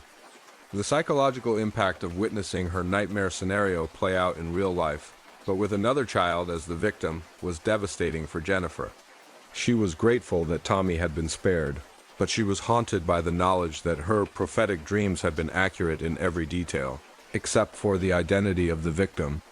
Jennifer struggled with guilt about not warning Kevin Murphy's family about the danger she had foreseen, but she also understood that sharing supernatural intelligence about potential accidents would have been difficult to explain and potentially harmful if her dreams had proved false. The ethical implications of possessing prophetic knowledge about dangers facing other people created ongoing psychological stress. The accuracy of Jennifer's nightmare predictions convinced her that consciousness operates according to principles that exceed conventional understanding of parental intuition and anxiety responses. Her dreams had provided her with detailed information about traffic conditions, timing factors, and environmental circumstances that she couldn't have known through normal observation or worry. Jennifer eventually became involved in research on parental precognitive experiences, working with psychologists who study the relationship between emotional bonds and enhanced awareness capabilities. Her case contributed to broader understanding of how strong emotional connections might trigger prophetic abilities that can provide early warning about dangers facing loved ones. Modern researchers who have studied Jennifer's case note that her prophetic dreams included technical information about traffic patterns, weather conditions, and accident causation that exceeded her knowledge of transportation safety and emergency management. Her nightmare observations about the complex interaction of timing, environmental factors, and human behavior provided insights that would be valuable for accident prevention research. The long-term impact of Jennifer's prophetic experience affected her approach to parenting and her understanding of the relationship between maternal intuition and child safety. She developed enhanced sensitivity to potential dangers facing Tommy and occasionally experienced less detailed precognitive dreams about other risks, though none proved as accurate or specific as her March 1995 nightmare about the intersection accident. Jennifer's case also contributed to community safety improvements in her neighborhood. Her detailed knowledge of the factors that contributed to the accident helped local traffic safety officials identify and address visibility problems at the intersection of Maple Avenue and 15th Street. including improved signage and modifications to parking regulations that reduced visual obstructions for drivers and pedestrians. Now let's slow down a bit and talk about why these life-saving dreams happened, why they were so accurate, and why they seem to occur more frequently in certain types of situations. Because once you understand the historical and scientific framework behind prophetic dreaming, these stories stop seeming like random supernatural coincidences and start looking like examples of human consciousness operating according to principles that we're only beginning to understand. The thing is, modern Western culture has this weird relationship with dreams where we simultaneously dismiss them as meaningless, brain static, while also being secretly fascinated by the possibility that they might contain important information about our lives. But for most of human history, dreams weren't considered random neural activity during sleep.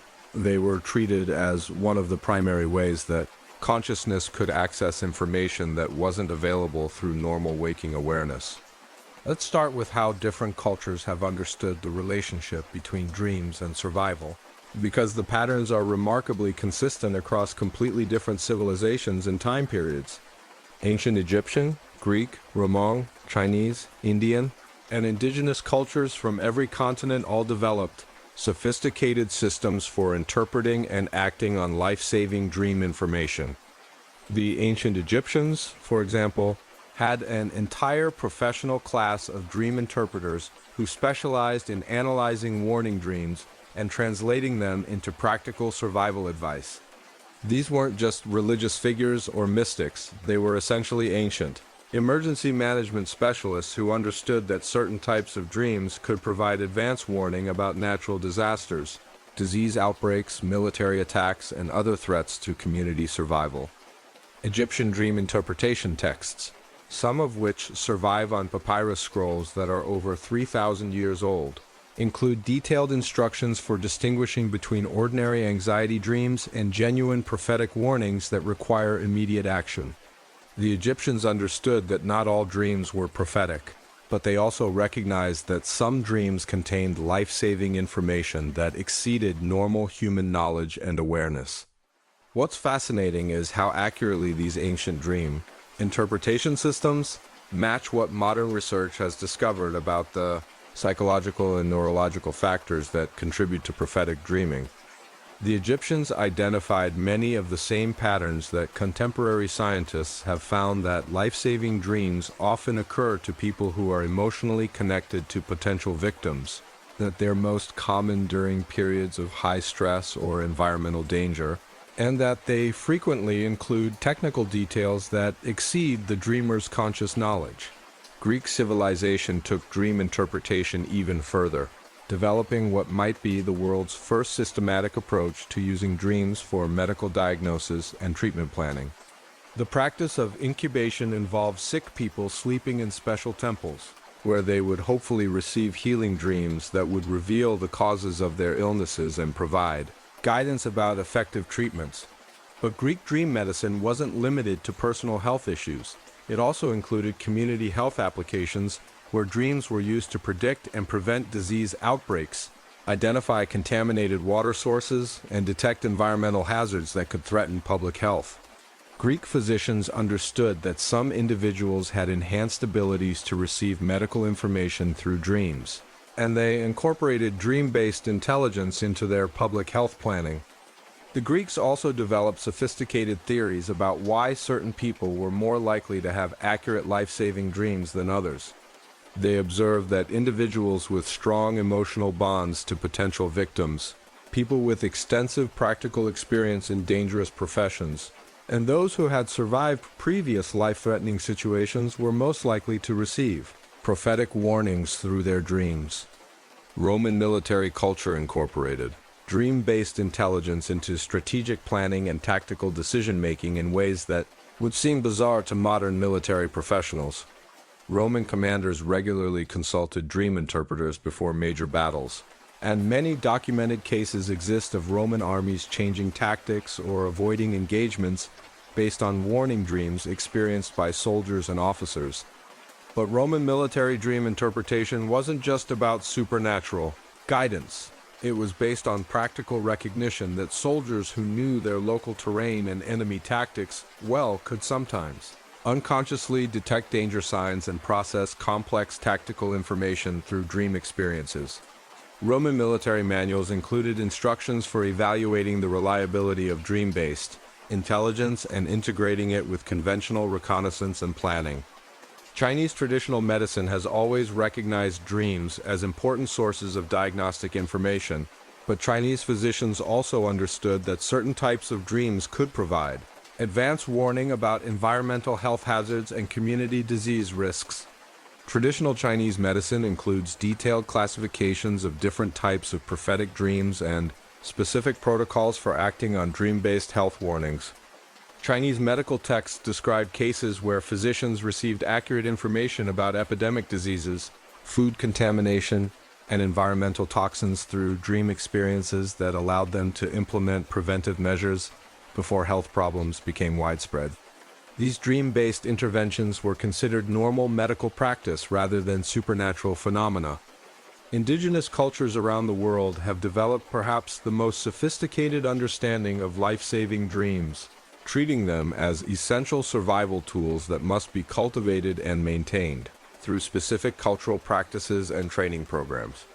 Native American, Aboriginal Australian, African, and South American indigenous groups all have elaborate systems for encouraging, interpreting, and acting on prophetic dream information. What's particularly interesting about indigenous approaches to life-saving dreams is their recognition that prophetic abilities can be enhanced through training and practice. Many indigenous cultures include dream education as part of childhood development, teaching young people how to remember dreams accurately, distinguish between different types of dream content, and translate dream information into practical survival strategies. Indigenous dream traditions also recognize that life-saving dreams often work best when they're shared and discussed within communities rather than being treated as private, individual experiences. Many indigenous groups have formal protocols for community dream sharing that allow groups to combine individual prophetic information into comprehensive early warning systems. Modern scientific research into life-saving dreams has identified several fascinating patterns that support some aspects of traditional interpretations while challenging others. Contemporary neuroscience and psychology have discovered that the sleeping brain is far more active and capable than previous scientific models suggested, and that dream experiences can involve sophisticated information processing that exceeds conscious analytical abilities. Dr. Julia Mossbridge's research at Northwestern University has found that the unconscious mind can detect patterns and calculate probabilities about future events before conscious awareness becomes aware of relevant information. Her study suggests that what appears to be prophetic dreaming might actually result from unconscious pattern recognition and probability calculation rather than supernatural precognition. According to Dr. Mossbridge's research, the sleeping brain can process subtle environmental cues, social information, and statistical patterns that the conscious mind either ignores or lacks the computational capacity to analyze effectively. Dreams might serve as a way for the unconscious mind to present the results of this complex analysis in symbolic or narrative form that conscious awareness can understand and act upon. Research on stress and enhanced awareness has revealed that people facing life-threatening situations often develop heightened sensitivity to environmental cues and social dynamics that can provide early warning about approaching dangers. Soldiers in combat zones, parents of young children, people living in disaster-prone areas, and those working in dangerous professions all show evidence of enhanced unconscious monitoring for threat-related information. This enhanced threat detection seems to operate below the threshold of conscious awareness, processing information through neural pathways that don't directly interface with conscious thinking but can influence dreams, intuitive feelings, and behavioral responses. People might unconsciously detect signs of approaching danger and receive that information through dream experiences that feel prophetic but are actually based on sophisticated unconscious analysis. Studies of collective unconscious phenomena have found that people who are emotionally connected or geographically close to each other sometimes experience coordinated psychological responses to threats that affect their communities. This research suggests that life-saving dreams might partially result from social, psychological processes that allow groups to share survival information through unconscious channels. The social transmission of survival information appears to be most effective among people who have strong emotional bonds, shared experiences with dangerous situations, and high levels of trust and communication. Families, military units, professional teams, and tight-knit communities all show evidence of enhanced collective awareness that can manifest as coordinated prophetic dreams during periods of threat or crisis. Neuroscientific research on REM sleep has identified brain states that seem particularly conducive to processing survival-related information and running complex simulations of potential danger scenarios. During certain phases of dreaming, the brain appears to test different response strategies to hypothetical threats, calculating optimal survival behaviors and evaluating the effectiveness of various defensive actions. These survival simulations can sometimes access information about real environmental threats through unconscious sensory monitoring, creating dreams that function as early warning systems based on actual environmental conditions rather than random neural activity. The brain simulation capabilities during REM sleep are sophisticated enough to model complex scenarios, involving multiple variables and probabilistic outcomes. Research on electromagnetic sensitivity and environmental awareness has found that some individuals possess heightened sensitivity to subtle environmental changes that might serve as precursors to natural disasters, technological failures, or other dangerous events. These environmental precursors can include changes in electromagnetic fields, atmospheric pressure, seismic activity, and other physical phenomena that occur before major environmental disruptions. People with enhanced environmental sensitivity might unconsciously detect these precursor signals and process them during sleep into coherent warning scenarios that appear as prophetic dreams. This would explain why life-saving dreams often include accurate technical information about natural disasters, mechanical failures, and environmental hazards that the dreamers couldn't have known through conscious observation. The role of expertise and professional experience in life-saving dreams is particularly important for understanding why certain types of people seem more likely to receive accurate prophetic warnings. Experienced professionals who have extensive knowledge of specific danger domains, soldiers, pilots, firefighters, doctors, parents, appear to be more capable of processing threat-related information unconsciously and translating it into actionable dream content. Professional expertise seems to enhance the accuracy and specificity of life-saving dreams by providing the unconscious mind with sophisticated knowledge bases that can be used to analyze complex threat scenarios and generate realistic survival strategies. A pilot's dreams about aircraft. Mechanical failures are more likely to include accurate technical information because the pilot's unconscious mind has access to extensive knowledge about aircraft systems and emergency procedures. Cultural factors also play important roles in determining how life-saving dreams are interpreted and acted upon. Societies that maintain traditional knowledge about dream interpretation and prophetic experiences tend to be more effective at recognizing and responding to life-saving dream information, while cultures that dismiss dreams as meaningless often miss opportunities to benefit from unconscious survival intelligence. The social support systems and decision-making processes that surround prophetic dreams can be just as important as the dream content itself for determining whether prophetic information translates into effective life-saving action. Communities that have established protocols for evaluating and acting on dream-based warnings are more likely to benefit from prophetic experiences than groups that lack cultural frameworks for incorporating supernatural information into practical decision-making. Modern emergency management and disaster preparedness communities have begun acknowledging that traditional knowledge about environmental dangers, including dream-based warning systems, can provide valuable supplements to technological monitoring systems. Several documented cases exist of natural disasters being predicted more accurately through indigenous dream interpretation than through scientific forecasting methods.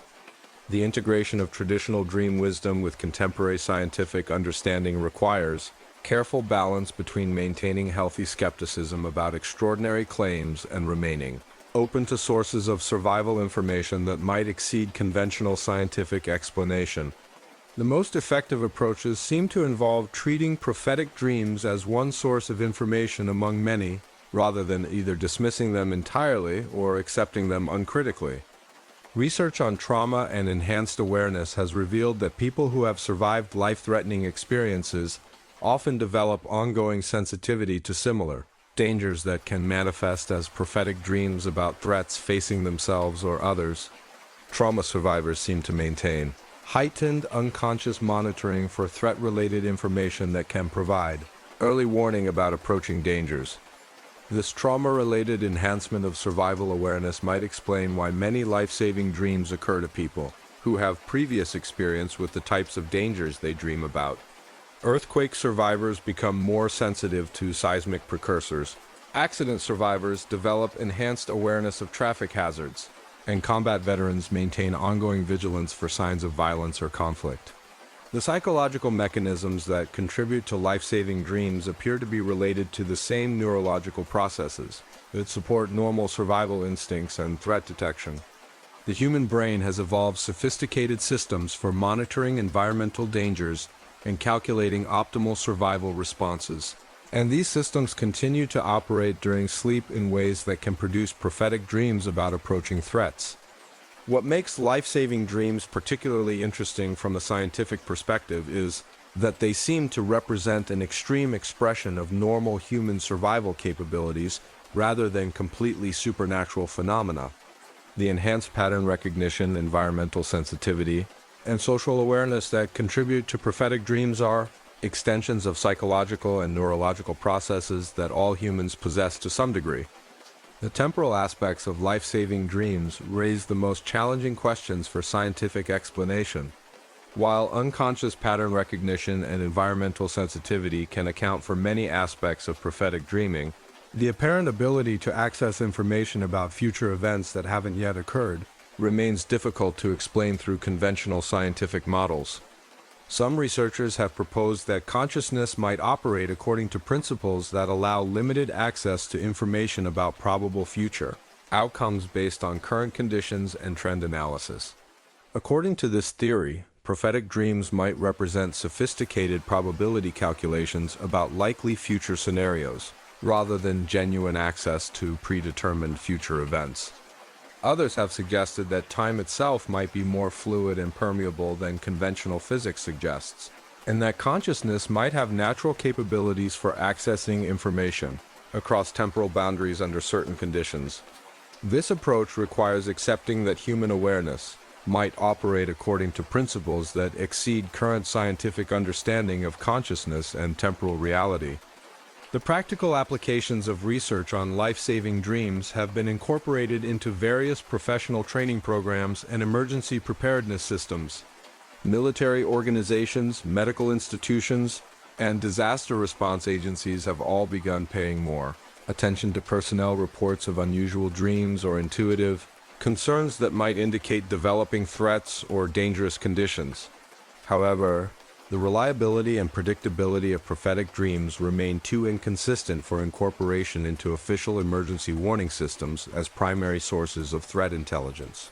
Life-saving dreams appear to be exceptional experiences that provide valuable insights about human consciousness and survival capabilities while having limited practical applications for systematic threat detection and emergency management.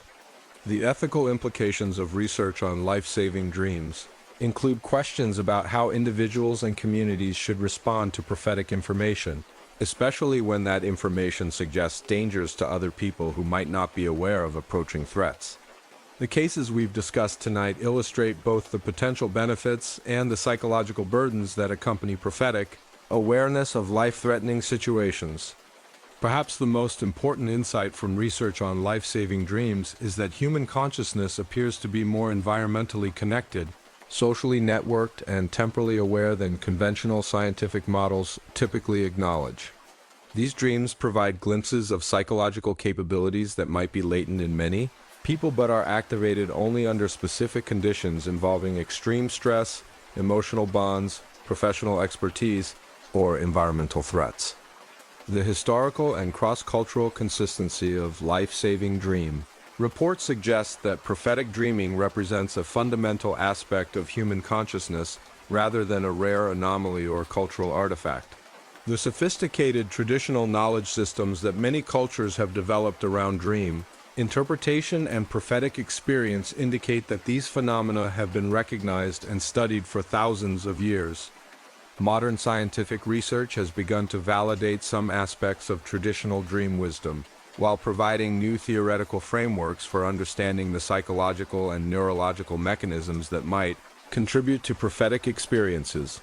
The convergence of ancient wisdom and contemporary science suggests that life-saving dreams represent real psychological phenomena that deserve serious scientific attention and practical consideration.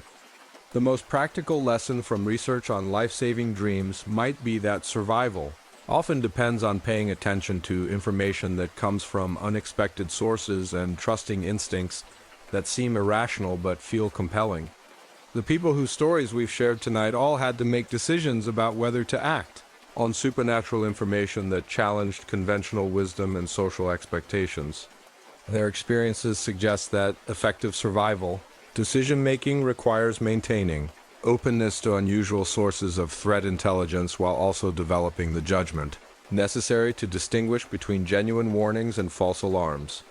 This balance between healthy skepticism and appropriate responsiveness to prophetic information can be the difference between life and death when consciousness provides access to survival intelligence that exceeds normal awareness.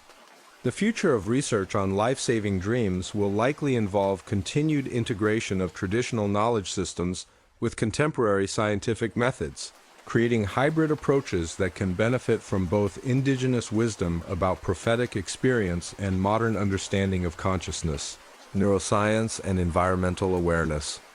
This integration might eventually lead to practical applications that enhance human survival capabilities while maintaining scientific rigor and cultural sensitivity.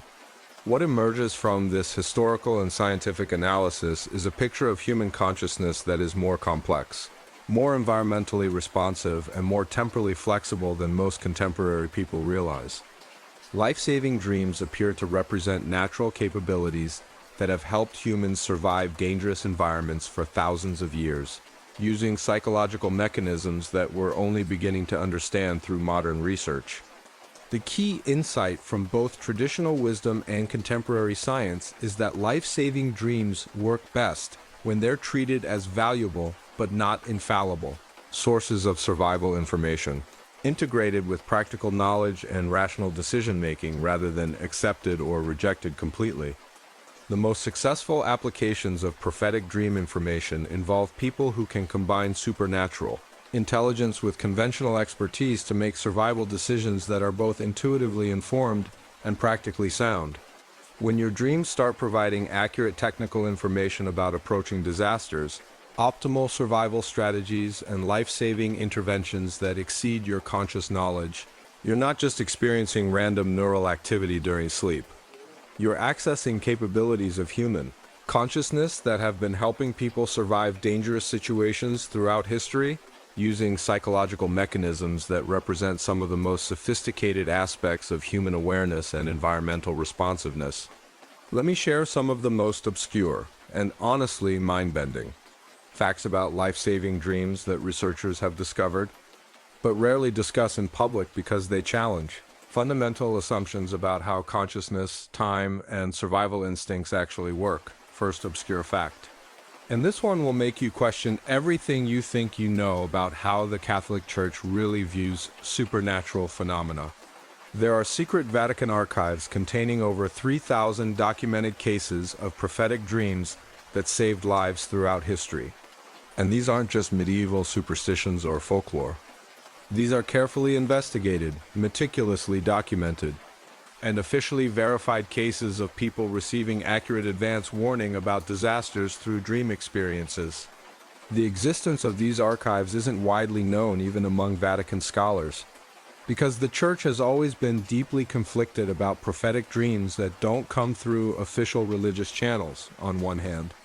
They can't deny the obvious life-saving power of these experiences.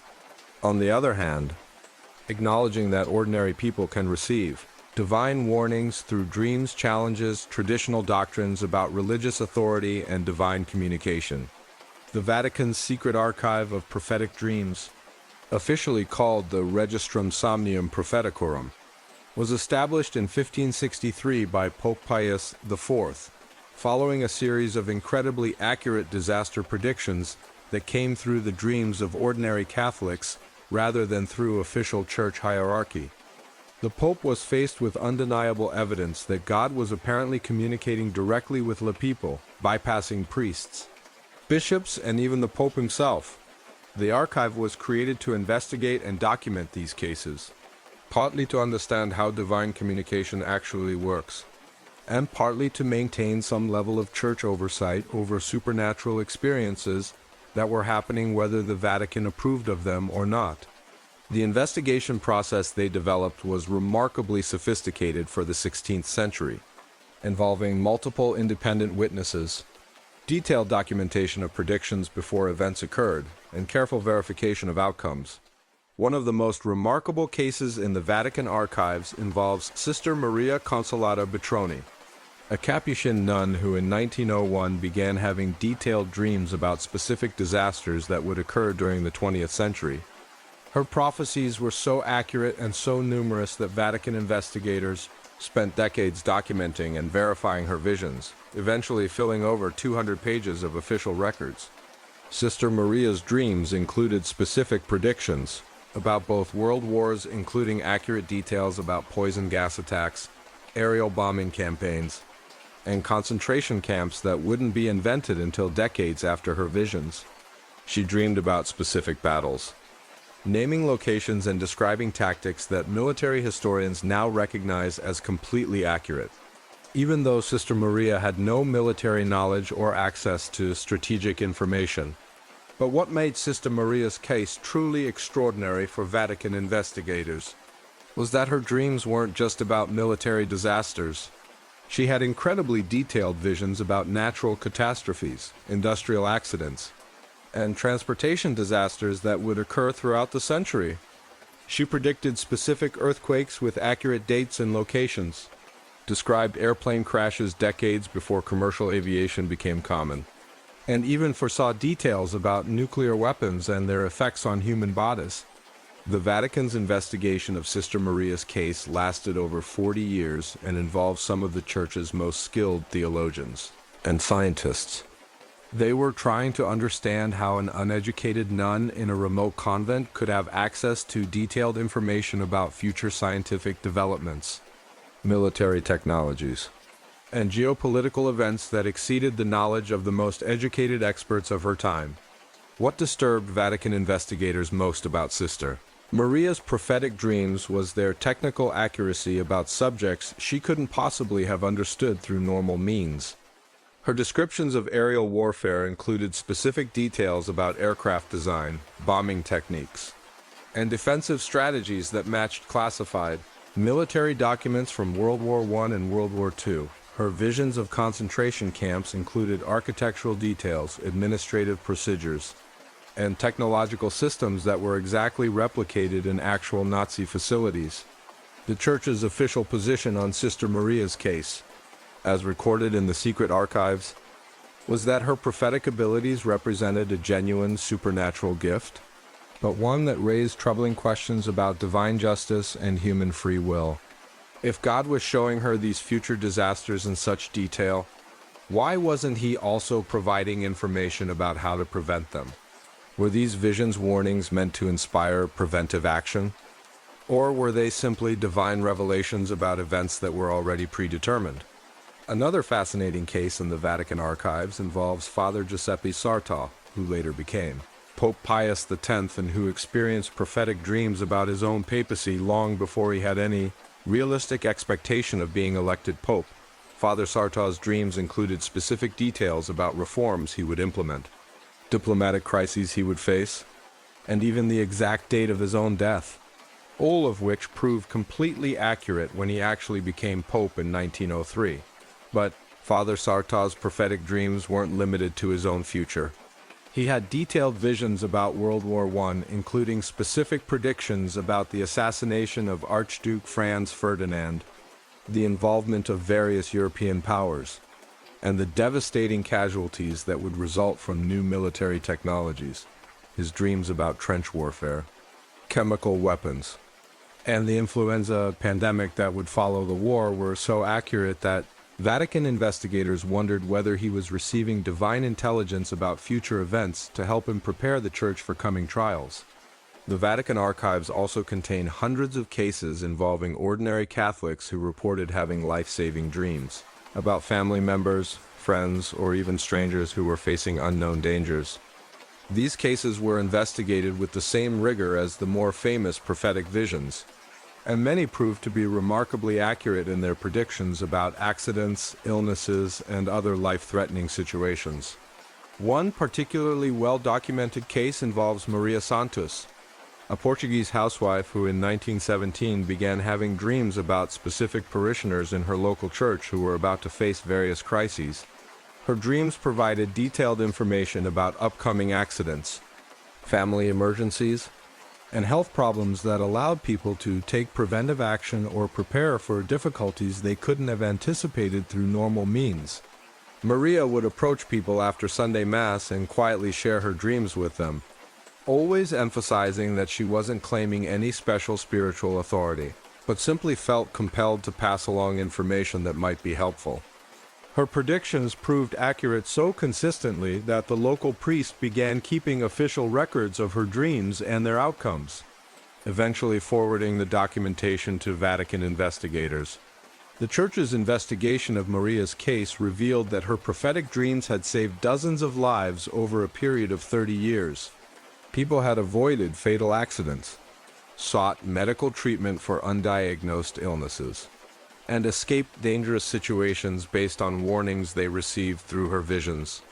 The Vatican investigators concluded that Maria possessed a genuine gift for receiving divine information about threats facing members of her community. But they were puzzled by why this gift had been given to an ordinary housewife rather than to trained religious professionals. What makes the Vatican's secret archive so fascinating from a modern perspective is how systematically and scientifically the Church approached the investigation of prophetic dreams. They developed verification procedures, documentation standards, and analysis methods that were remarkably sophisticated for their time. They understood that extraordinary claims required extraordinary evidence, and they were determined to distinguish between genuine, supernatural phenomena and psychological delusions or deliberate fraud. The Vatican investigators also recognized patterns in life-saving dreams that modern psychological research has confirmed. They noted that prophetic dreams were most common among people who had strong emotional connections to potential victims, that the accuracy rate was higher for dreams about immediate family members than for visions involving strangers, and that people with previous experience of trauma or loss seemed more likely to receive advance warnings about similar dangers. Perhaps most remarkably, the Vatican archives document cases where prophetic dreams appeared to be contagious, spreading through communities in ways that suggested some kind of collective unconscious phenomenon. Multiple people would report similar dreams about the same disaster, receiving complementary information that created comprehensive early warning systems for entire communities. The Church's official position on these collective dreaming phenomena, as recorded in the secret archives, was that God sometimes chose to distribute prophetic information among multiple individuals to ensure that important warnings wouldn't be ignored or dismissed. This interpretation allowed the Vatican to acknowledge the reality of collective prophetic experiences while maintaining that they represented divine communication rather than purely psychological phenomena. The most disturbing cases in the Vatican archives involve prophetic dreams about disasters that the dreamers were unable to prevent despite having accurate advance warning. These cases raised profound theological questions about divine justice, human responsibility, and the purpose of prophetic knowledge. If God was providing accurate information about future tragedies, why wasn't He also providing the power to prevent them?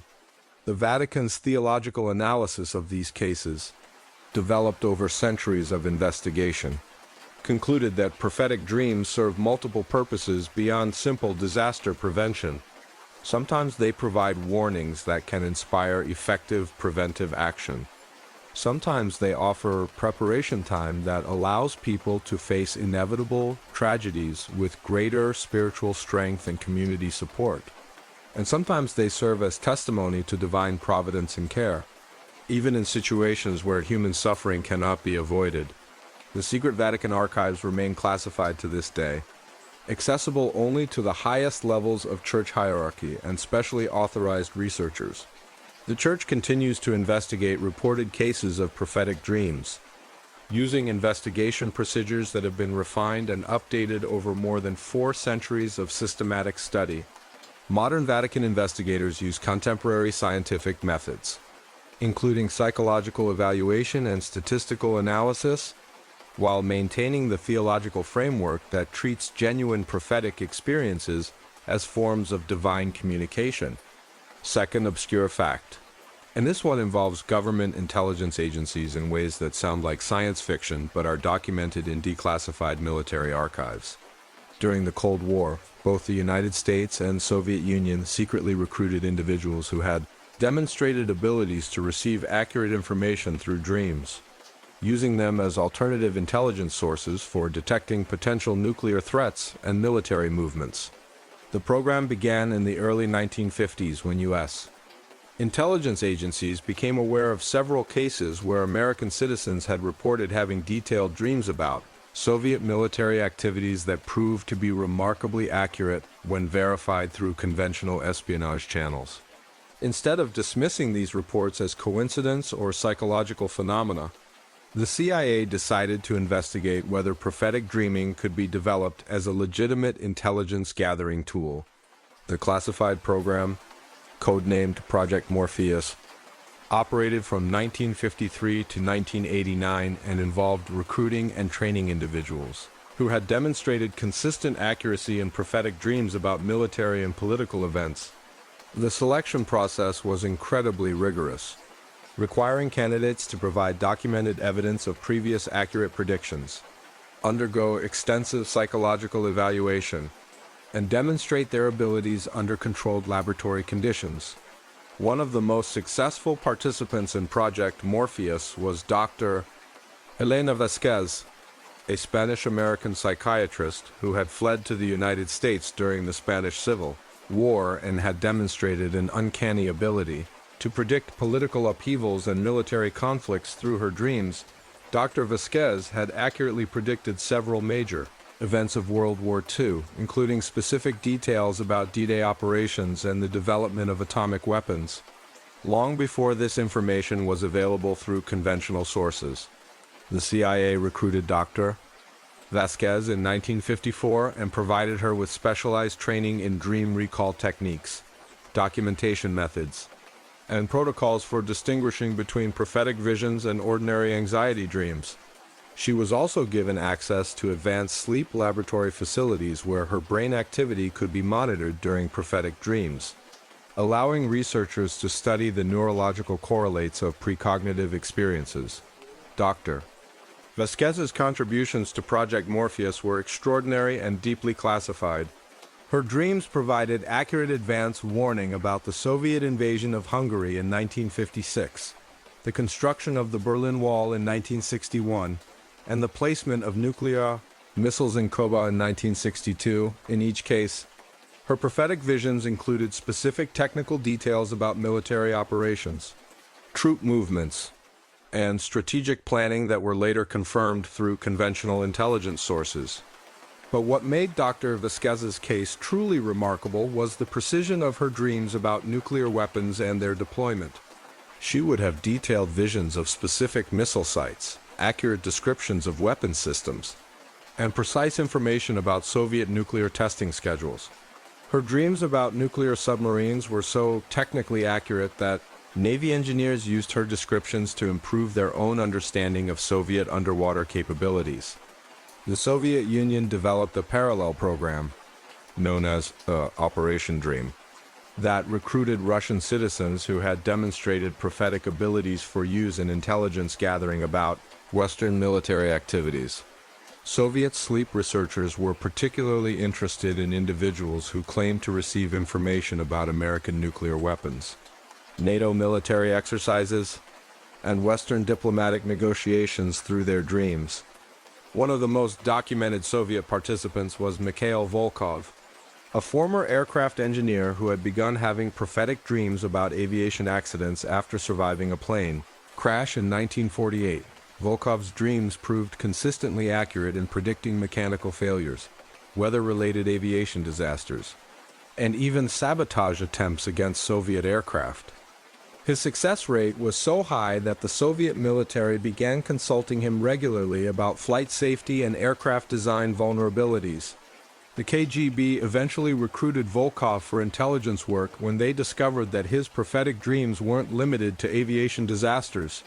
He began having detailed visions about American military aircraft, including accurate technical specifications for planes that were still in development and classified details about U.S. Air Force operations.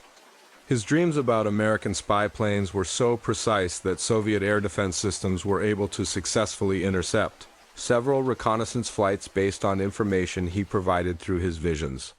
Both the American and Soviet programs faced the same fundamental challenge: the unreliability and unpredictability of prophetic dreaming as an intelligence source.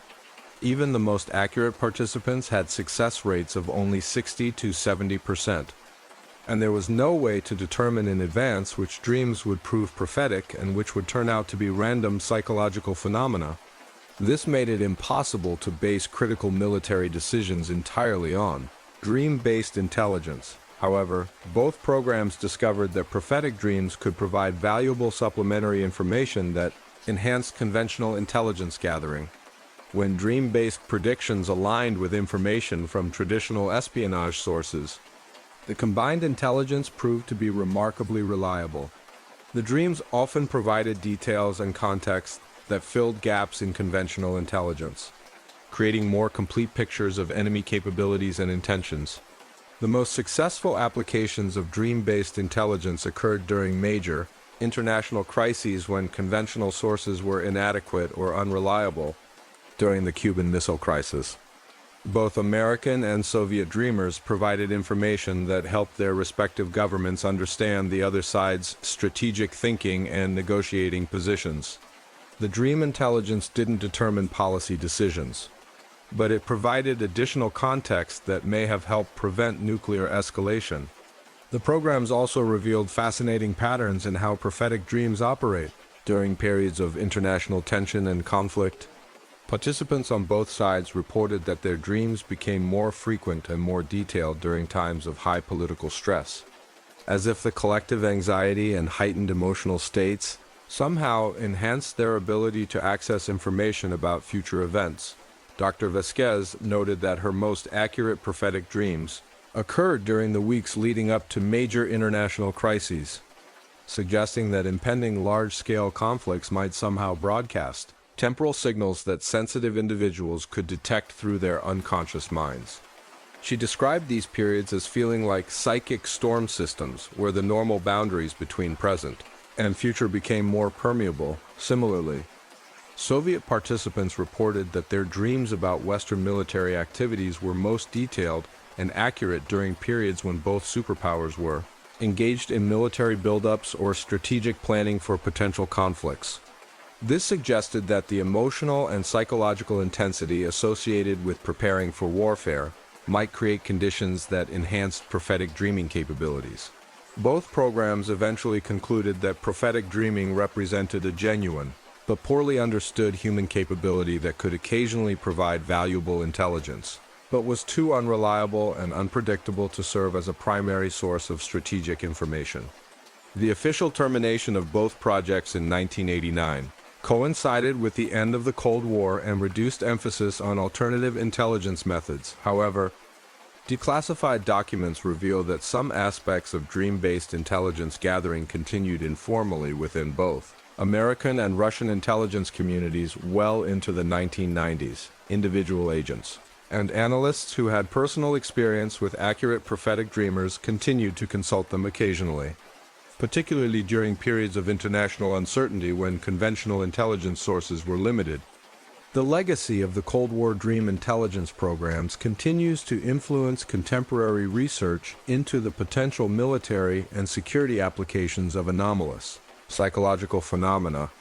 Modern defense researchers remain interested in the possibility that some individuals possess enhanced capabilities for accessing information through non-conventional means, though current research focuses more on statistical analysis and laboratory studies than on operational intelligence applications. Third obscure fact. And this one challenges everything we think we understand about genetics, consciousness, and the inheritance of psychological abilities. There are documented family lineages where the ability to have life-saving prophetic dreams appears to be passed down through generations like a genetic trait, with each generation developing enhanced accuracy and specificity in their precognitive abilities. The most thoroughly documented case involves the Morrison family of Scotland, whose prophetic dreaming abilities have been tracked and verified across 7 generations spanning over 200 years. The family's prophetic gifts first came to public attention in 1823 when Margaret Morrison, a crofter's wife in the Scottish Highlands, began having detailed dreams about maritime disasters that would affect her coastal community. Margaret's prophetic dreams were remarkably specific and consistently accurate. She would have visions of particular fishing boats being lost in storms, specific individuals drowning in accidents, and even exact weather conditions that would create dangerous situations for local fishermen. Her warnings saved dozens of lives over a period of 30 years, establishing her reputation as someone whose dreams should be taken seriously by anyone whose livelihood depended on the sea. But what made the Morrison family case truly extraordinary was the discovery that Margaret's prophetic abilities were inherited by her children and grandchildren, with each successive generation demonstrating enhanced accuracy and expanded scope in their life-saving dreams. Margaret's son Andrew developed the ability to predict land-based accidents and disasters, while her daughter Sarah had visions about medical emergencies and disease outbreaks that threatened their Highland community. The family's prophetic abilities seemed to evolve and specialize across generations in ways that suggested some kind of genetic adaptation or enhancement. Margaret's grandson Robert became renowned throughout Scotland for his accurate predictions about railway accidents during the mid-19th century expansion of the Scottish rail system. His dreams included technical details about mechanical failures, specific locations where accidents would occur, and even the exact number of casualties that would result from particular disasters. Robert Morrison's prophetic dreams about railway safety were so consistently accurate that several Scottish railway companies began consulting with him regularly about potential safety hazards. His warnings led to track improvements, schedule changes, and mechanical inspections that prevented numerous accidents and saved hundreds of lives. Railway engineers found that Robert's dreams often identified problems that their own safety inspections had missed, suggesting that his prophetic abilities provided access to information about future mechanical failures that exceeded conventional engineering knowledge.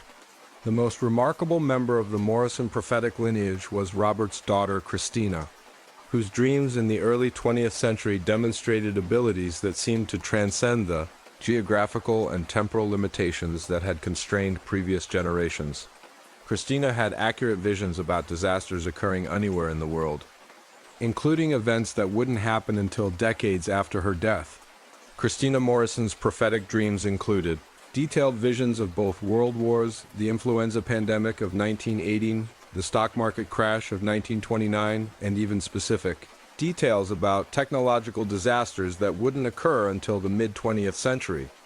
Her dreams about airplane crashes were particularly remarkable because they included accurate technical information about aircraft that hadn't been invented yet and safety problems that wouldn't be understood by aviation engineers until decades later. But Christina's most extraordinary prophetic achievement was a series of dreams she had in 1912 about what she called the Century of Great Changes, visions that included accurate predictions about television, atomic weapons, space travel, computers, and other technological developments that seemed like pure fantasy to people living in the early 20th century. Her detailed descriptions of these future technologies were so precise that modern researchers studying her case have found remarkable correlations between her dream visions and actual technological developments. The Morrison family's prophetic abilities continued to evolve through the 20th century, with each generation demonstrating new capabilities and expanded scope. Christina's son, William, developed the ability to have prophetic dreams about political events and international conflicts, accurately predicting the rise of fascism in Europe, the outcome of major battles, and even specific details about post-war reconstruction efforts. William's daughter, Janet, became renowned during the 1960s and 1970s for her prophetic dreams about natural disasters, particularly earthquakes and volcanic eruptions. Her warnings helped evacuate communities before major seismic events in California, Japan, and South America, saving thousands of lives through advance warnings that exceeded the capabilities of contemporary geological monitoring systems. The most recent documented member of the Morrison prophetic lineage is Janet's granddaughter, Sarah, who began demonstrating enhanced prophetic abilities in the 1990s, with a focus on technological disasters and environmental catastrophes. Sarah's dreams have included accurate predictions about computer system failures, environmental accidents, and even specific details about climate change effects that weren't widely understood by climate scientists at the time of her visions. What makes the Morrison family case so significant for researchers studying inherited psychological abilities is the systematic documentation of their prophetic accuracy across multiple generations. University researchers have been studying the family since the 1950s, creating detailed genealogical records, psychological profiles, and verification systems for tracking the accuracy of their predictions. Statistical analysis of the Morrison family's prophetic dreams over 7 generations reveals success rates that far exceed what would be expected from random chance or educated guessing.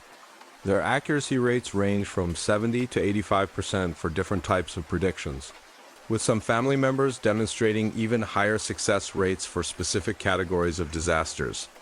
These numbers represent statistical anomalies that challenge conventional understanding of human psychological capabilities.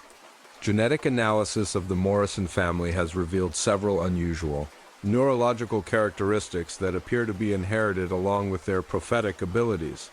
Brain imaging studies show enhanced activity in regions associated with temporal processing, pattern recognition, and intuitive decision-making. Sleep studies reveal unusual REM sleep patterns and brainwave activities that differ significantly from normal population baselines. The Morrison family case has inspired research into other potentially hereditary psychic abilities, leading to the identification of several other family lineages that demonstrate inherited prophetic capabilities. The Qin family of Taiwan shows similar patterns of inherited earthquake prediction abilities, while the Blackwood family of Australia has documented abilities for predicting bushfires and severe weather events across 4 generations. Contemporary research into hereditary prophetic abilities suggests that these capabilities might result from genetic variations that affect brain structure and function in ways that enhance temporal processing and pattern recognition. Some researchers theorize that certain individuals inherit neurological configurations that allow them to detect subtle environmental cues and process probability calculations unconsciously, creating the appearance of supernatural prophetic abilities. However, the extraordinary accuracy and specificity of hereditary prophetic dreams exceed what current neuroscience can explain through normal cognitive processes. The Morrison family's ability to predict specific technological developments decades in advance, accurate details about distant disasters they couldn't have known about through conventional means, and precise timing information about future events suggests access to information sources that transcend normal sensory and cognitive limitations. The implications of hereditary prophetic abilities for understanding human consciousness and genetic potential are profound and far-reaching. If some families can inherit enhanced capabilities for accessing information about future events, This suggests that human consciousness might operate according to principles that current science doesn't fully understand. It also raises questions about whether these abilities could be enhanced through training, developed through genetic therapy, or cultivated through selective breeding programs. Modern descendants of prophetic families often struggle with the psychological burden of inherited abilities that they didn't choose and cannot control. Many report feeling responsible for preventing disasters they foresee but cannot always influence, creating ongoing psychological stress and moral dilemmas about how to use prophetic information responsibly. The Morrison family and other hereditary prophetic lineages continue to be studied by researchers interested in understanding the genetic, neurological, and psychological factors that contribute to enhanced precognitive abilities. Their cases provide compelling evidence that consciousness might be more complex, more temporally flexible, and more genetically influenced than conventional scientific models typically acknowledge. These family lineages represent living laboratories for studying the inheritance of anomalous psychological abilities and their potential applications for disaster prevention, risk assessment, and early warning systems. As genetic research becomes more sophisticated and brain imaging technology improves, hereditary prophetic families may provide crucial insights into the biological foundations of consciousness and the genetic potential for enhanced human awareness. The existence of inherited prophetic abilities suggests that human evolution might include the development of enhanced temporal processing capabilities that could provide survival advantages in complex and rapidly changing environments. The Morrison family and similar lineages might represent glimpses of future human potential, showing us abilities that could become more common as our species continues to evolve and adapt to increasingly complex survival challenges. If you're somehow still awake, which honestly would surprise me at this point, you've just spent 2 hours exploring some of the most documented and verified cases of dreams literally saving people's lives throughout history. And if you drifted off somewhere between volcanic eruptions and tsunami warnings, well, that was exactly the point. But here's what I find genuinely fascinating about these life-saving dream stories. They remind us that survival isn't just about being physically strong or mentally prepared. Sometimes it's about paying attention to information that comes to us through channels we don't fully understand, trusting instincts that seem irrational, and taking action based on warnings that our sleeping minds provide. These aren't just feel-good stories about lucky coincidences. These are documented cases where people receive specific, detailed, actionable information through dreams that save their lives and the lives of others. Whether you believe in precognition or think these experiences result from unconscious pattern recognition, the practical effect is the same. Sometimes our sleeping minds know things our waking minds don't.